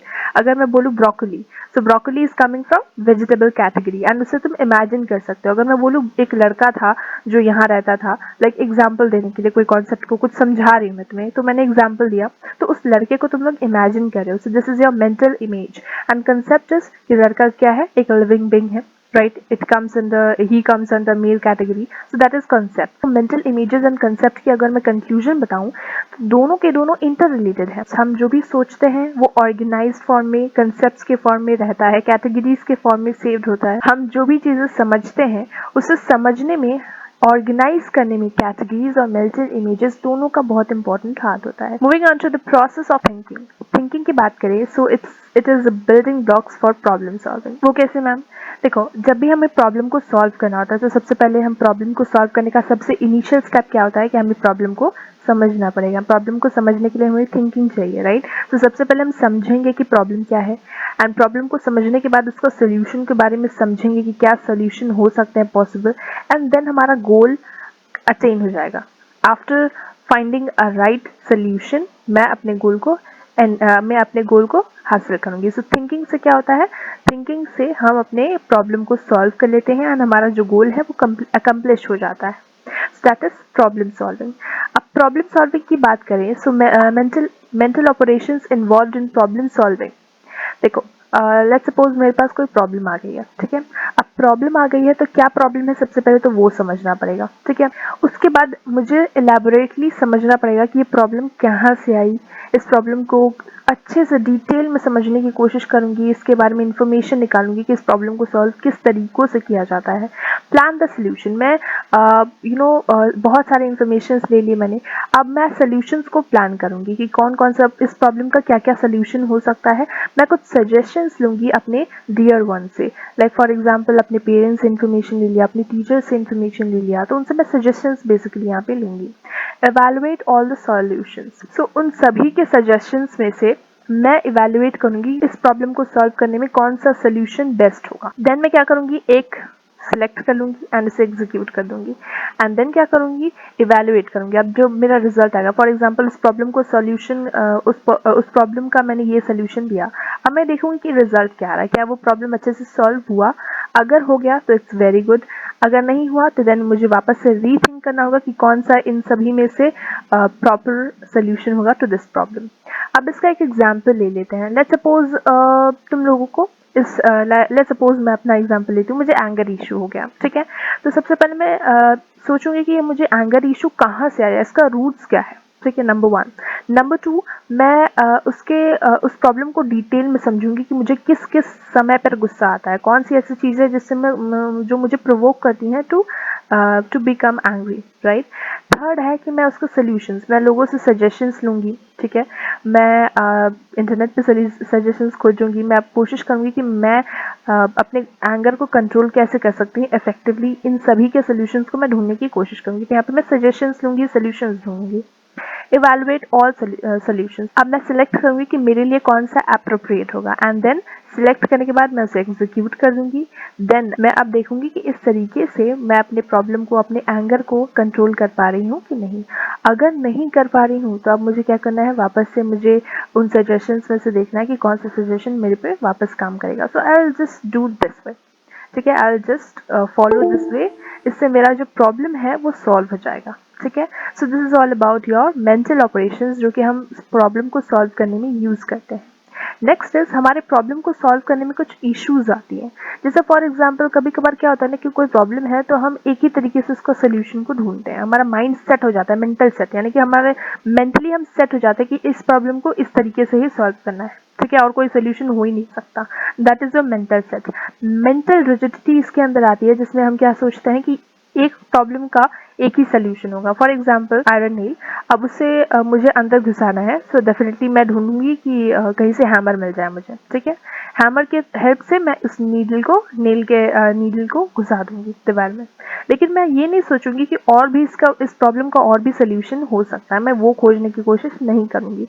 Where as functional fixedness में क्या होता है ना कि मुझे पता है कि मतलब इस प्रॉब्लम का सोल्यूशन ये हो सकता है। फॉर एग्जांपल उस हथौड़े की जगह, उस हैमर की जगह मैं उस नेल को through the help of book या through the help of some other objects मैं उसको अंदर घुसा सकती हूँ, बट फिर भी मतलब मैं जानती हूँ कि उस प्रॉब्लम का बहुत से सोल्यूशंस हो सकते हैं, बट स्टिल मैं उसी एक वे में, लाइक फॉर एग्जांपल मैं हैमर ही ढूंढ के ही करूँगी, हैमर से ही मैं उस नेल को घुसाऊंगी और कोई वे मैं नहीं एक्सेप्ट करूँगी। So that comes under your functional fixedness. दूसरा प्रॉब्लम हम लोग को जनरली क्या होता है ना कि जब भी हम प्रॉब्लम को देखते हैं तो हम लोग भाग लेते हैं, ठीक है।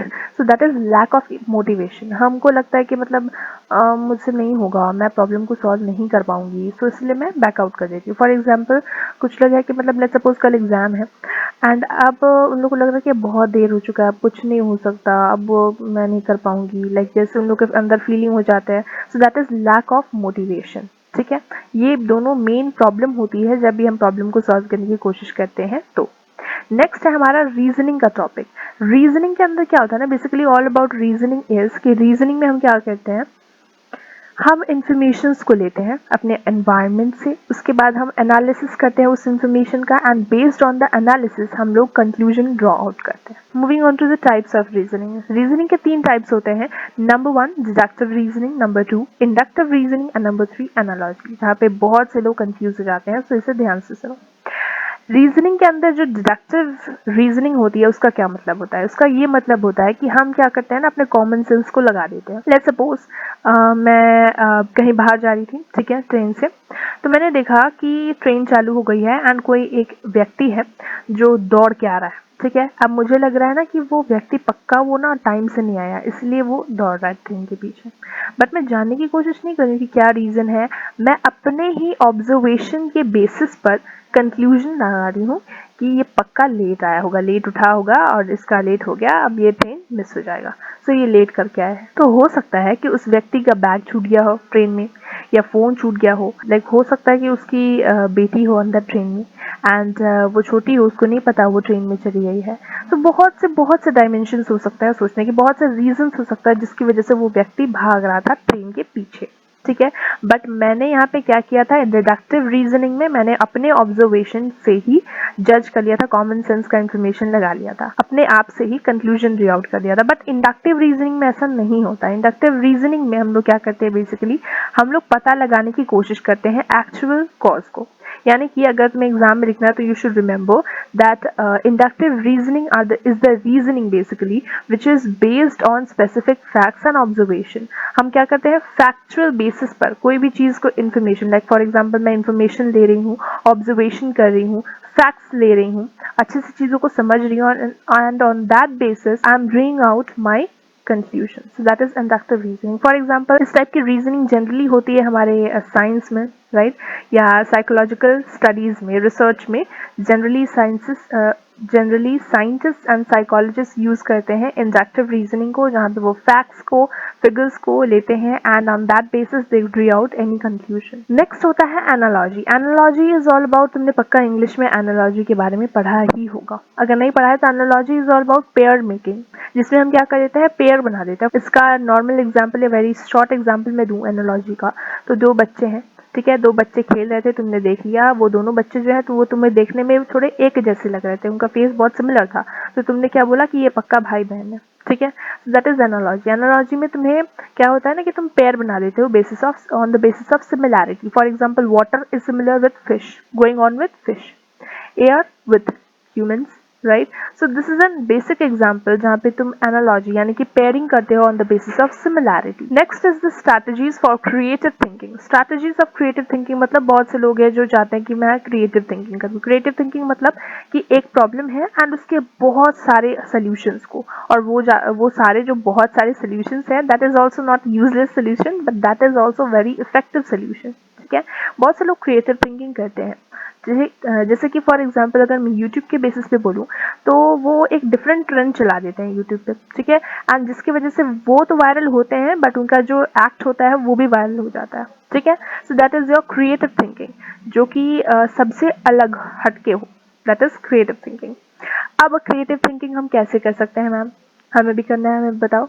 सो क्रिएटिव थिंकिंग करने के लिए तुम्हें ज्यादा कुछ नहीं करना है, सबसे पहले कुछ स्टेप्स को फॉलो करना है। नंबर 1 कल्टिवेट डिफरेंट एक्टिविटीज, यानी कि तुम अपने एक्सपोजर बढ़ाओ, ठीक है। जैसे कि इसका बेस्ट एग्जांपल मैं दूं जो कि तुम नॉर्मल लाइफ से कनेक्ट कर सकते हो, अपने हैबिट्स, को फाइंड करो, अपने स्किल्स पर काम करो और अपने आप को अपने कंफर्ट जोन से निकाल के अपने जैसे कंफर्ट जोन होता है ना कि बहुत से स्टूडेंट्स जो होते हैं ना वो क्या करते हैं कि क्लास में बैठे रहते हैं, उनको डाउट्स भी होते हैं तो वो पूछते नहीं हैं, ठीक है, क्यों? बिकॉज उनका कंफर्ट जोन होता है कि वो चुपचाप बैठ के सुने। अगर वो जाके सवाल पूछते हैं ना तो लाइक बहुत उन्हें मतलब अनकंफर्टेबल फील होने लग जाता है, तो that's why they don't do it, right? So number 1 है, सबसे पहले तुम्हें अपने आप को एक्सपोज करना होगा, एक्सपोजर लाना होगा तुमको, number 1। Number 2 is develop new attitude, अपने आसपास बहुत अच्छा एटीट्यूड लाओ भाई, जैसे अगर गलत फ्रेंड सर्कल में हो तो उससे निकलो एंड पॉजिटिव लोगों के आसपास रहो, अपने काम में खुद को इंडल्ज रखो, अपने माइंड को फ्लेक्सिबल बनाओ कि एक प्रॉब्लम का बहुत सारे सॉल्यूशंस हो सकते हैं, ठीक है? इस तरीके से सोच अपने अंदर विकसित करना होगा। थर्ड है ऑसबॉर्न्स ब्रेनस्टॉर्मिंग। ऑसबॉर्न्स ब्रेनस्टॉर्मिंग में क्या बोलते हैं ऑसबॉर्न कि कोई एक प्रॉब्लम है, ठीक है, तो एक काम करो, एक पेन पेपर ले लो, ठीक है, एंड उस प्रॉब्लम के जितने भी सॉल्यूशंस तुम्हारे दिमाग में आ रहे हैं वो लिखते जाओ, लिखते जाओ, लिखते जाओ। डोंट जज कि तुम्हारा प्रॉब्लम का जो सॉल्यूशन तुम सोच रहे हो वो सही है, गलत है, ऐसा है, वैसा है, डोंट जज, just write it down. That is your Osborn's brainstorming, जिसमें तुम्हारे जो भी आइडियाज है related to solving that problem वो तुम एक बार में लिख लोगे एंड उसके बाद तुम जज करना बैठ के कि ये सही है, गलत है, इस पे काम कर सकते हैं, इस पे काम नहीं कर सकते हैं, लाइक दिस। ठीक है, तो इससे क्या होता है ना, हमारे जो आइडिया जनरेट करने की जो कैपेबिलिटी है वो हमारे अंदर आ जाती है। नेक्स्ट है डू मोर प्रैक्टिस, हमें ज़्यादा से ज़्यादा प्रैक्टिस करनी होती है, अपने अंदर फ्लुएंसी लानी होगी, अपनी फ्लेक्सिबिलिटी अपने अंदर लानी होगी, ठीक है, अपने अंदर हैबिट्स लानी होंगी, चीज़ों को लिंक प्रोवाइड करना होगा, like that. Do mental activities, हमें मेंटल एक्टिविटीज़ में ज़्यादा से ज़्यादा इंगेज होना होगा। Never accept first solution, what ever कोई भी प्रॉब्लम है उसका सोल्यूशन आ रहा है, जैसे फॉर एग्जाम्पल वो नेल था, उस नेल को मुझे अंदर घुसाना था, तो सबसे पहले सोल्यूशन क्या आया कि मुझे हैमर चाहिए, ठीक है, सो हैमर चाहिए, उसके वो तो फर्स्ट सोल्यूशन हुआ। अब उसके अलावा कौन से सोल्यूशन हो सकते हैं इस प्रॉब्लम के वो मैं सोचूंगी। हैमर को करो साइड, दूसरे क्या ऑप्शंस हो सकते हैं वो सोचो, that is here. Next is get the feedback, तुम फीडबैक लेते रहो, ठीक है। Then give your ideas chance to incubate, then ideas cluster branches of a tree, यानी कि हमारे जो आइडियाज़ हैं वो बहुत सारे आइडियाज़ होते हैं, ठीक है, तो एक डायग्राम बनाओ जो भी आइडियाज़ तुम्हारे माइंड में आ रहे हैं and through that diagram you will get to know कि एक प्रॉब्लम के कितने सारे सॉल्यूशंस तुम्हारे माइंड में आ रहे हैं एंड देन जज। It's similar to Osborne's brainstorming, but quite different. Then resist the temptation. Develop independent thinking, visualise causes and consequences. इसमें बेसिकली क्या होता है ना कि तुम जो भी इस प्रॉब्लम का सोल्यूशन ढूंढ रहे हो, लेट्स सपोज तुम्हारा एक प्रॉब्लम था, उसका सोल्यूशन तुमने ये खोजा, तो अब क्या करना है तुम्हें सोचना है कि इसके कॉजेज क्या हो सकते हैं, इसके कंसिक्वेंसेज फ्यूचर में क्या हो सकते हैं। Be aware of your own defense of the problem. Be self-confident and positive. All these things are some strategies जो कि help करेंगे तुम्हें creative thinking करने में. Moving on to thought and language. Thoughts and language के अंदर आता है तुम्हारा language determines thought. यानी कि कुछ लोग कहते हैं कि पहले लैंग्वेज आया उसके बाद थॉट्स आता है, पहले हमारे दिमाग में लैंग्वेज आया उसके बाद हमारे थॉट्स आने स्टार्ट हुए। तो इनका क्या कहना है कि हमारी जो लिंग्विस्टिक रिलेटिवली हाइपोथेसिस इन्होंने दिया है एंड इनके हिसाब से क्या कहना है इनका, language determines what and how individual think, यानी कि हम लैंग्वेज से ही समझ सकते हैं कि हम क्या सोच रहे हैं। फॉर एग्जाम्पल मैं एक लैंग्वेज का इस्तेमाल करी हूँ एंड उस लैंग्वेज के इस्तेमाल से मैं तुम्हें बता रही हूँ कि मैं क्या सोच रही हूँ, तो दैट इज व्हाट बेंजामिन का कहना है। वेराज दूसरे लोग जो हैं, जैसे ये थिंकिंग डिटरमाइंस लैंग्वेज में हम लोगों ने देखा, जीन पाइजेट क्या कहती हैं कि पहले हमारे थॉट्स आते हैं उसके बाद हमारी लैंग्वेज आती है, मतलब जो हम सोचते हैं वही हम बोलते हैं।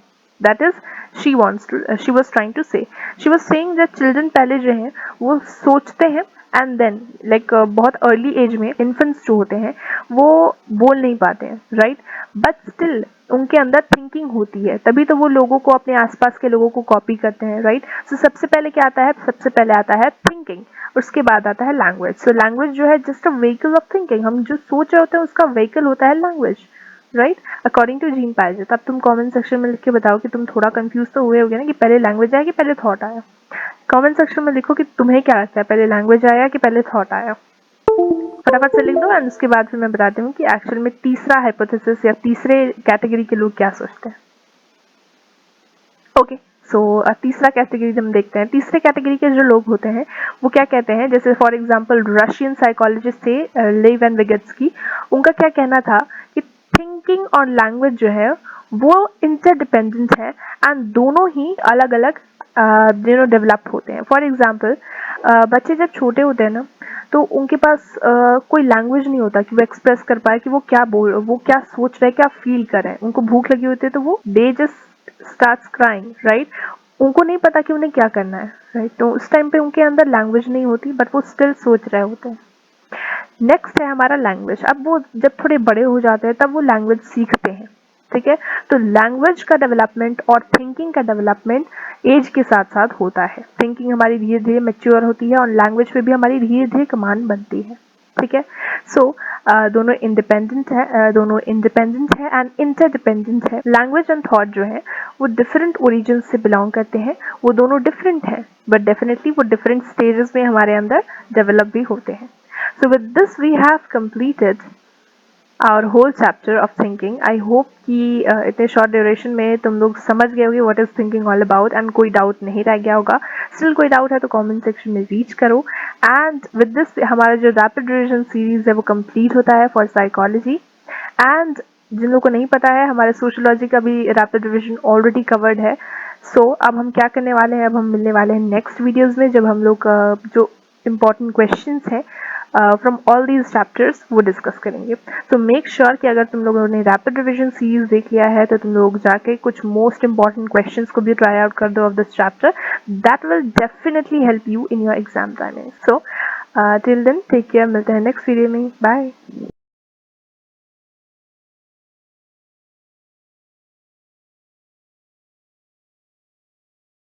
जय हिंद एवरीवन, दिस इज सभी एंड आप सभी की humanities educator. Welcome to the सभी ह्यूमैनिटीज। एंड आज के इस वीडियो में हम लोग अपने रैपिड रिविजन सीरीज को करने वाले हैं कंटिन्यू विद साइकोलॉजी के चैप्टर नंबर 8 से, that is motivation and emotion. देखो, मोटिवेशन एंड इमोशन क्या होता है? इट्स ऑल अबाउट कि हमें कुछ मोटिव्स होते हैं एंड इसके लिए हम काम करते हैं। फॉर इंस्टेंस, हम लोग स्कूल क्यों जाते हैं? हम लोग स्कूल इसलिए जाते हैं बिकॉज हम लोग को फ्यूचर में अर्निंग करनी है, राइट। एंड हमें अपने लाइफ में सेटल होना है, हमें जॉब करनी है, हमें बंगला खरीदना है, घर खरीदना है, राइट। हमें एक अच्छी लाइफस्टाइल चाहिए, तो इसलिए हम जॉब करना चाहते हैं, और जॉब करना चाहते हैं इसलिए हम स्कूल जाते हैं। कुछ लोग स्कूल जाते हैं बिकॉज वो अपने पेरेंट्स को खुश करना चाहते हैं। एंड बहुत सारी चीज़ें हम अपने लाइफ में करते हैं एंड हर चीज़ के पीछे कुछ ना कुछ मोटिव होता है। बेसिक एग्जाम्पल ले लो, हम लोग पानी क्यों पीते हैं? बिकॉज हमें प्यास लग रही होती है। हम खाना क्यों खाते हैं? बिकॉज हमको भूख लगी होती है। बिना ज़रूरत के हम कोई काम करते नहीं है। तो मोटिवेशन इज ऑल अबाउट ज़रूरत, चाहे हमारी मेंटल ज़रूरत हो, फिजिकल ज़रूरत हो, या फिर इमोशनल ज़रूरत हो। ये सारी जो ज़रूरतें होती है ना, that leads to motivation and that is motivation which forces us to do something. तो अगर किताबी ज्ञान से थोड़ा सा साइड हट के बात करें तो मोटिवेशन यही होता है। मोटिवेशन इज समथिंग जो तुम्हें काम करने पे मजबूर कर दे। फॉर एग्जाम्पल, अगर तुम एग्जाम, लेट्स सपोज यूपीएससी, तुम लोग एग्जाम प्रिपरेशन कर रहे हो। अब यूपीएससी की प्रिपरेशन क्यों कर रहे हो? बिकॉज तुम्हें आईएएस बनना है, ठीक है, कोई ऑफिसर्स की पोजीशन चाहिए तुम्हें, तो उसके लिए तुम दिन रात मेहनत करोगे, राइट। सो मोटिवेशन वहाँ से आती है। तुम्हारी ज़रूरत तुम्हें, तुम्हारे अंदर आग लाती है कि तुम कुछ काम करना चाहते हो, तो उसके लिए मेहनत करना शुरू कर देते हो। सो मोटिवेशन जो है वो तुम्हें मूव करता है, यानी कि motivation leads to movement of activities, okay, या movement of you. Moving on to the motivation cycle. Motivation cycle क्या होता है ना, ये हमें बेसिकली ये कुछ ज़्यादा हार्ड नहीं है, बट बहुत लोगों को ये डिफिकल्ट लगता है, तो इसे ध्यान से सुनने की ज़रूरत है। तो इसका एग्जाम्पल हम लेंगे। सबसे पहले मुझे ज़रूरत है, मुझे लेट्स सपोज मुझे बहुत ज़्यादा भूख लगी है, तो नीड क्या है? खाने की ज़रूरत है भाई, फूड की ज़रूरत है डेफिनेटली। सो मेरी ड्राइव क्या होगी? मैं अब state of tension and arousal, यानी कि मुझे अब खाना चाहिए, तो मैं अब मेरी बॉडी मुझे डिफरेंट तरीक़ों से बताएगी कि तुम्हें भूख लगी है, तुम्हें भूख लगी है, लाइक दिस बाय, जैसे हम लोगों ने चैप्टर में ऑलरेडी पढ़ा था कि हमारे ग्लूकोज लेवल, हमारे फैट्स, ये सारी चीज़ें जो है वो कम हो जाती है। जैसे हमें फील होने लग जाता है कि हमें भूख लगी है, उससे क्या होता है? अराउजल। अराउजल मतलब अब हम खाना ढूंढना शुरू करते हैं। इवन फेंट स्मेल ऑफ फूड जो है ना, उससे भी हमें हंगर का एहसास होता है। तो अराउजल यानी कि हम अपने खाने को ढूंढना शुरू करते हैं या खाना बनाना शुरू करते हैं। गोल डायरेक्टेड बिहेवियर में हम क्या करते हैं? मैं तो किचन में जाऊँगी एंड मैं खाना सर्च करूँगी, अगर नहीं है तो मैं बनाऊंगी कुछ, लेट्स सपोज मैगी बना लेती हूँ मैं, ठीक है। सो अचीवमेंट क्या होगा? मैं खाना खा ली, मेरा पेट भर गया, जिससे क्या हुआ? Reduction of arousal. अब मुझे और भूख नहीं लगी है, अब मैं जाकर अपना पढ़ाई कर सकती हूँ या दूसरे काम कर सकती हूँ, राइट। सो मोटिवेशन साइकिल कितना आसान था, बट बहुत लोगों को डाउट्स थे, तो आई होप तुम लोग के डाउट्स क्लियर हो गए होंगे। सो नीड क्या है? Need leads to drive, drive से हमें अराउजल होता है, फिर हम गोल डायरेक्टेड बिहेवियर करते हैं, फिर अचीवमेंट होता है, रिडक्शन ऑफ अराउजल। अगर मैं पहले ऐसे ही बताती तो तुम्हें बिल्कुल समझ नहीं आता, सो पहले मैंने एग्जांपल दिया, एक और एग्जांपल देती हूँ जिससे फुल्ली क्रिस्टल क्लियर हो जाएगा ये जो मोटिवेशन साइकिल है।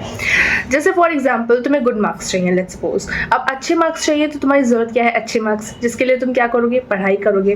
तो तुम्हारा मेंटल स्टेट, तुम्हारा माइंड क्या बोलेगा कि अगर तुम्हें अच्छे नंबर चाहिए तो तुम्हें बहुत ज्यादा मेहनत करनी पड़ेगी, ठीक है। ड्राइव से क्या होगा? तुम्हारे थॉट्स आएंगे कि अच्छे नंबर लाने, तो बस सोचने से कुछ नहीं होगा, उठ के करना पड़ेगा। सो नीड से ड्राइव होगा, यानी कि तुम सोचना शुरू करोगे।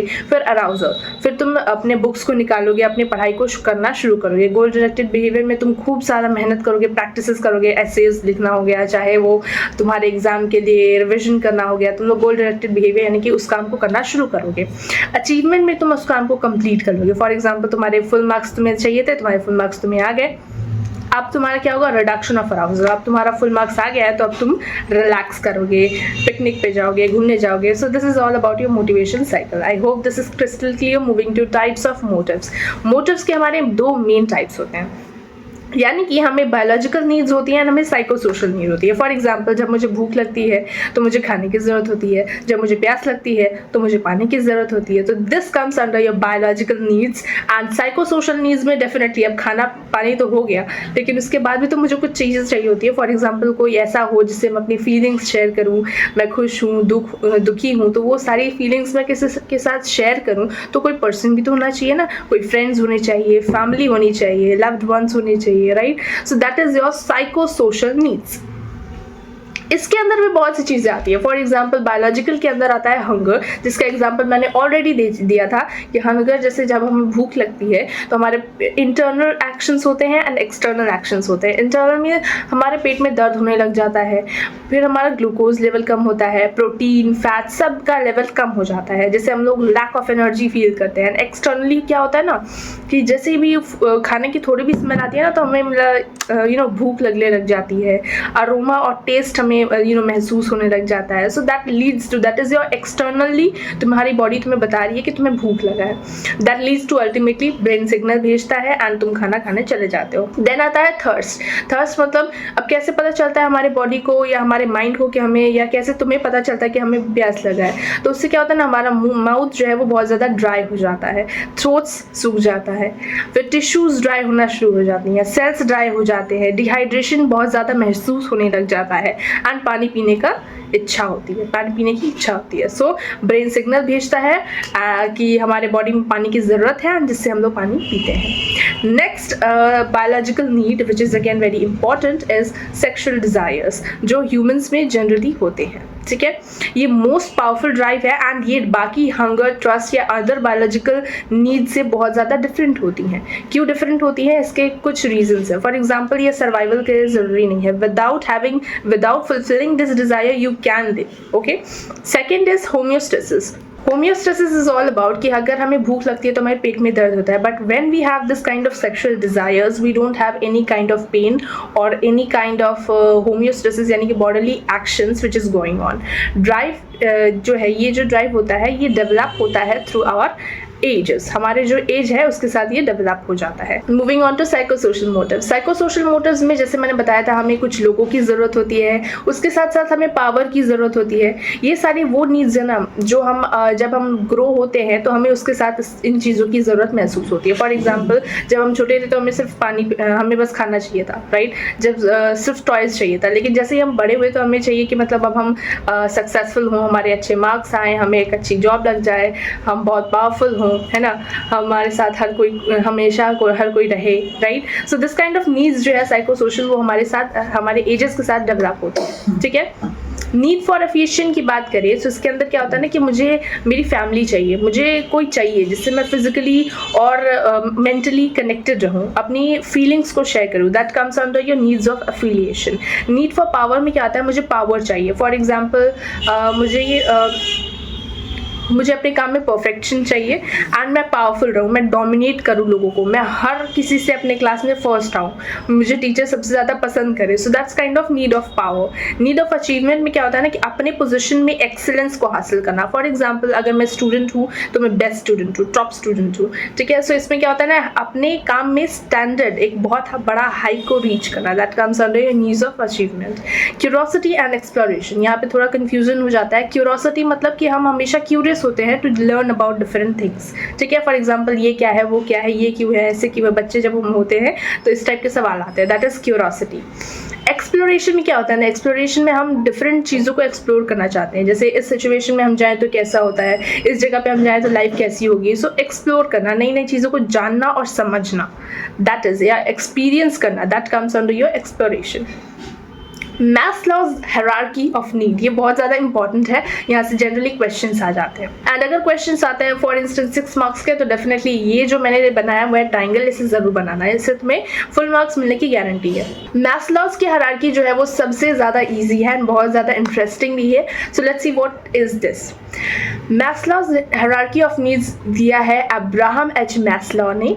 इसके अंदर वो बताते हैं थ्योरी ऑफ सेल्फ एक्चुअलाइजेशन. सबसे पहले वो क्या बोलते हैं कि पहले तो हमारी कुछ साइको फिजियोलॉजिकल नीड्स होती हैं. फिजियोलॉजिकल सबसे पहले हमारी कुछ नीड्स होती है. फॉर एग्जांपल सबसे पहले तो मतलब मुझे खाना चाहिए, अगर मुझे भूख लगी तो मुझे खाना चाहिए, और कुछ दो, चाहे तुम किसी और को ला के रख दो, बहुत सारा पैसा दे दो, तो मैं पैसे तो नहीं खाऊंगी ना, मुझे खाना चाहिए तो खाना चाहिए. सो सबसे पहले हमारी नीड्स क्या होती है कि भाई हमें खाना चाहिए, हमें क्लोथ्स चाहिए, हमें रहने को घर चाहिए, right. This is the basic needs. So जब हमारी ये नीड्स फुलफिल हो जाती हैं तब हमें सेफ्टी नीड्स चाहिए होती है, मतलब घर चाहिए होता है. जब मेरी फिजियोलॉजिकल नीड्स फुलफिल हो जाती है, फॉर इंस्टेंस खाना मुझे मिल गया, मुझे पानी मिल गया, राइट, मिलता रहता है हमेशा, तो अब मुझे चाहिए कि भाई मेरा घर हो.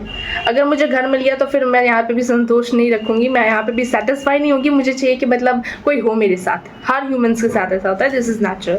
सो मुझे अब चाहिए कि मेरे साथ कोई हो, मेरी फैमिली हो, मेरे फ्रेंड्स हो, राइट, मेरे सिबलिंग्स हो. सो बिलोंगिंगनेस, फिर मुझे लव चाहिए होगा, राइट, मुझे अफेक्शन चाहिए अपनी फैमिली की. So that's the thing. Esteem, फिर मुझे क्या चाहिए ना कि मतलब मुझे एक पोजीशन को हासिल करना है, मुझे कुछ बनना है, मुझे कुछ करना है. So that's your self esteem, self worth. Self actualisation and में आता है जिसमें मैं अपने आप को समझ जाती हूँ. मैं समझ जाती हूँ कि मेरे लाइफ का पर्पस क्या है, मैं किस लिए यहाँ पे भेजी गई हूँ. This kind of things we achieve in self actualisation. अब मैस्लो के हिसाब से अगर तुम्हारा फिजियोलॉजिकल नीड्स पूरा नहीं हुआ है तो तुम सेफ्टी नीड्स और बिलोंगिंगनेस के नीड्स पे नहीं जाओगे. एक रूल्स के हिसाब से बनाया हुआ है कि मतलब एक ही वे में होगा. पहला नीड फुलफिल नहीं है तो दूसरा नीड फुलफिल नहीं हो सकता. पहले तुम्हें खाना चाहिए, जब तुम्हें खाना मिल जाएगा तभी दूसरी नीड आएगी, फिर तीसरी नीड्स आएगी. ऐसे चलता है मैस्लो का नीड्स हायरार्की, ठीक है. ऐसे बहुत इंपॉर्टेंट है, याद रखना. क्लास 12 में भी बहुत ज़्यादा हेल्पफुल होगा. Next is nature of emotions. तो हमारे अंदर बहुत सारे टाइप्स के इमोशंस होते हैं. फॉर एग्जांपल कभी गुस्सा आता है, कभी बहुत डर लगता है, कभी बहुत ज़्यादा खुश हो जाते हैं, कभी बहुत ज़्यादा सैड हो जाते हैं, बहुत ज़्यादा सरप्राइज हो जाते हैं. तो all this comes under our emotions, ठीक है. अब इमोशंस की बात करें तो इमोशंस एज अ होल तुम्हें एग्जाम में क्या लिखना है वो तो दिया हुआ है, पर तुम्हें इमोशंस के बारे में समझना है तो इट्स ऑल अबाउट कि वो हमारी सब्जेक्टिव फीलिंग होती है. जैसा हम फील कर रहे होते हैं ना, वो हम ही जानते हैं कि हम कैसा फील कर रहे होते हैं. बाहर तो हम बहुत कुछ दिखाते हैं सबको, but what we feel is our feeling and वो हम ही जानते हैं कि हम कैसा फील कर रहे होते हैं. It's all about emotions. अब इमोशंस की बात करें तो 6 टाइप्स ऑफ इमोशंस रिसर्च के थ्रू फाइंड की गई है. Anger, disgust, fear, happiness, sadness, surprise. ये सारे तुम्हारे इमोशंस के टाइप्स है. इजार्ड ने, जो कि एक फेमस साइकोलॉजिस्ट रहे हैं, उन्होंने 10 इमोशंस बताए हैं. पचिक ने 8 इमोशंस बताए जिनको 4 पेयर्स में डाल दिया है. एंड ये जो इमोशंस होते हैं ना, ये इंटेंसिटी पे डिफरेंट है. मतलब जैसे ऐसा हो गया ना, जेंडर बेसिस पे अगर मैं बताऊं तो वुमेन्स को बहुत ज़्यादा इमोशंस होते हैं, इमोशनल चेंजेस होते हैं, वेराज मेंस को थोड़े कंपैरेटिवली कम होते हैं. ऐसा स्टडीज़ बताती हैं. इंटेंसिटी में कभी कुछ लोग होते हैं ना, मतलब जैसे मैं बताती हूँ कि इमोशंस जो है कई लोग को बहुत ज़्यादा होते हैं एंड बहुत कम भी होते हैं. तो इंटेंसिटी पे भी डिफरेंट है, क्वालिटी पे भी डिफरेंट है. कभी कोई गुस्से में भी अपने आप को कंट्रोल कर लेता है, कभी गुस्से में अपने आप को कंट्रोल कर ही नहीं पाता है. So this kind of things under comes here. Moving on to managing negative emotions. Negative emotions को कैसे हम लोग मैनेज कर सकते हैं. देखो, नेगेटिव इमोशंस सबके लाइफ में आते हैं, राइट.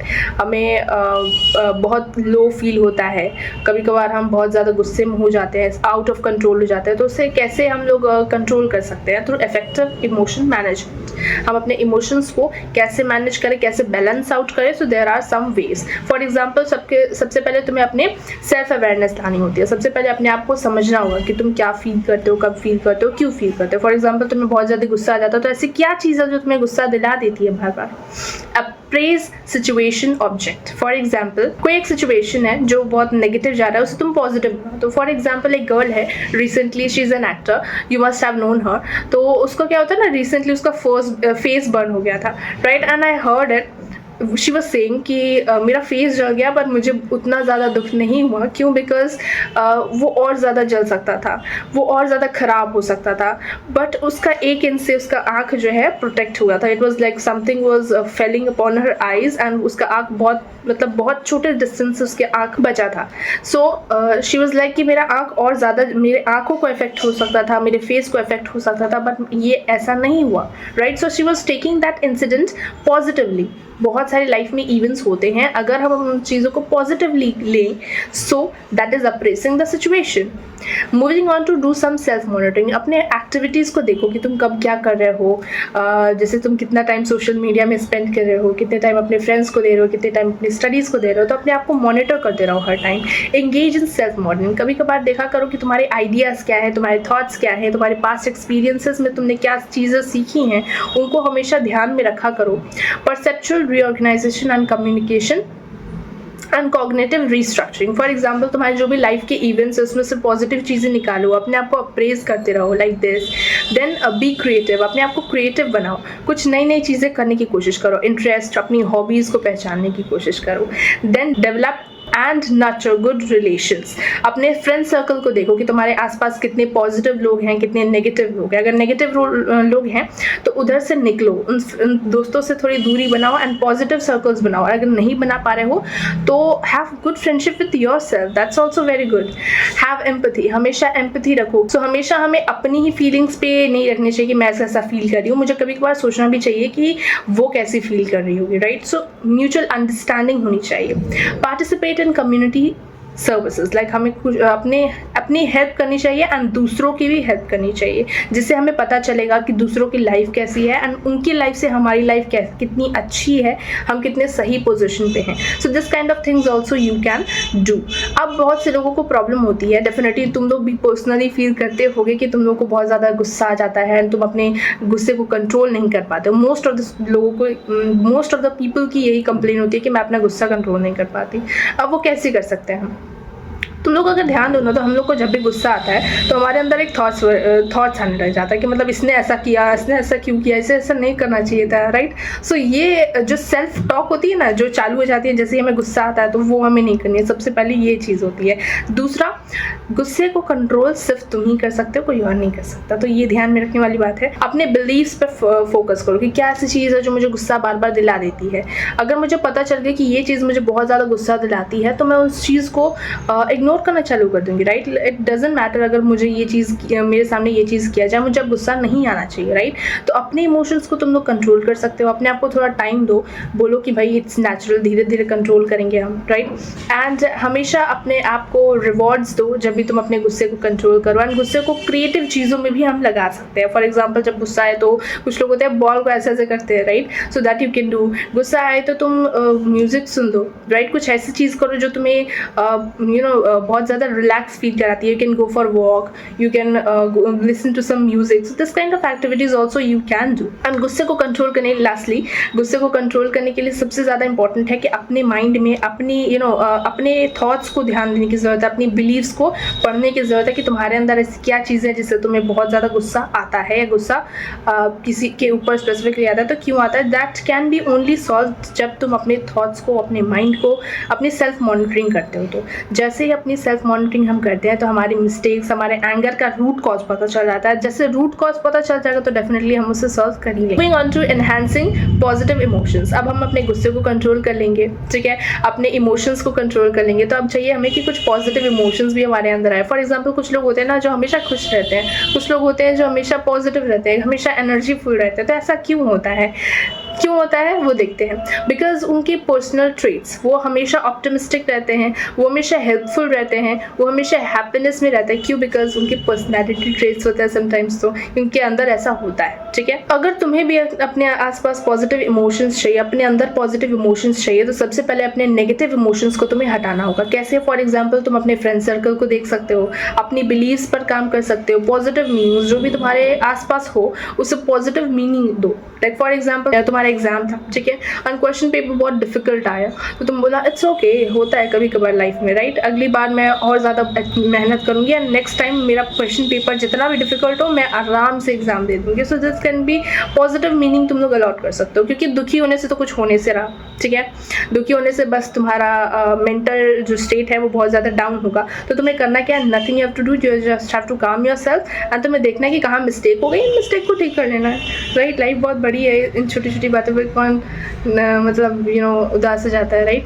क्वालिटी कनेक्शंस, अपने क्लोज रिलेशंस को देखो कि आसपास कितने नेगेटिव माइंड लोगों के साथ तुम रह रहे हो, और कोशिश करो कि उनसे बात थोड़ा कम करो, उनसे थोड़ा सा अपने मेंटल स्टेट को उनसे दूर रखो। इमोशनली तुम उनके आसपास हो, ठीक है, मेंटल स्टेट को, अपने थिंकिंग्स को उनसे थोड़ा दूर रखने की ज़रूरत है अगर तुम अवॉइड नहीं कर सकते उन्हें तो।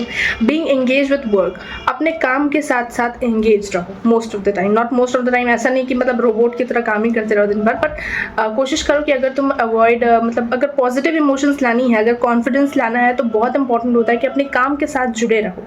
ठीक है, अपने कुछ हॉबीज़, कुछ हैबिट्स को डेवलप करो और उनके साथ रहो। हमेशा लाइफ पे फेथ रखो, सोशल सपोर्ट रखो अपने पास, एंड पॉजिटिव इंटरप्रिटेशन, जो भी तुम्हारे साथ हो उसे पॉजिटिवली इंटरप्रेट करो। जैसे फॉर एग्जांपल जैसे मैंने एग्जांपल दिया दैट एक्टर का, तो उस एक्टर का फेस जलते जलते बचा है ना, बट वो उसको नेगेटिव स्टेट में लेके डिप्रेशन में जा सकती थी, राइट, कि मेरा एक्टिंग करियर है एंड मेरा फेस जल गया, so what will happen to my career, ऐसा सोच के वो डिप्रेशन में जा सकती थी। बट उसने ऐसा नहीं किया, उसने ऐसा कहा कि मेरा फेस जल गया, इट्स डजंट मैटर, वो बहुत बुरी तरीके से जला, डजंट मैटर, बट बच गया, मेरी आंखें बच गई, मेरा face still is recovering and is going to recover, right. So उसने द बेस्ट थिंग, उसने पॉजिटिव इंटरप्रिटेशन किया, सिचुएशन को उसने पॉजिटिवली लिया। That is the thing which is appreciable and जिससे हमारे पॉजिटिव इमोशंस जो हैं वो ग्रो होते हैं। And this is all about your whole chapter. I hope तुम लोगों को इस चैप्टर में और कोई डाउट नहीं रह गया। ये चैप्टर बहुत ईजी था, बहुत मज़ेदार था। कोई भी डाउट है तो कमेंट सेक्शन में पूछो and just let me know if you have any issues और queries related to it. Telegram channel को ज्वाइन कर दो जहाँ पे तुम्हें PDF फ्री ऑफ कॉस्ट मिल जाएगा, ठीक है। Link is there in the description, just go and download it. Okay, मिलते हैं नेक्स्ट वीडियो में। Till then take care, bye.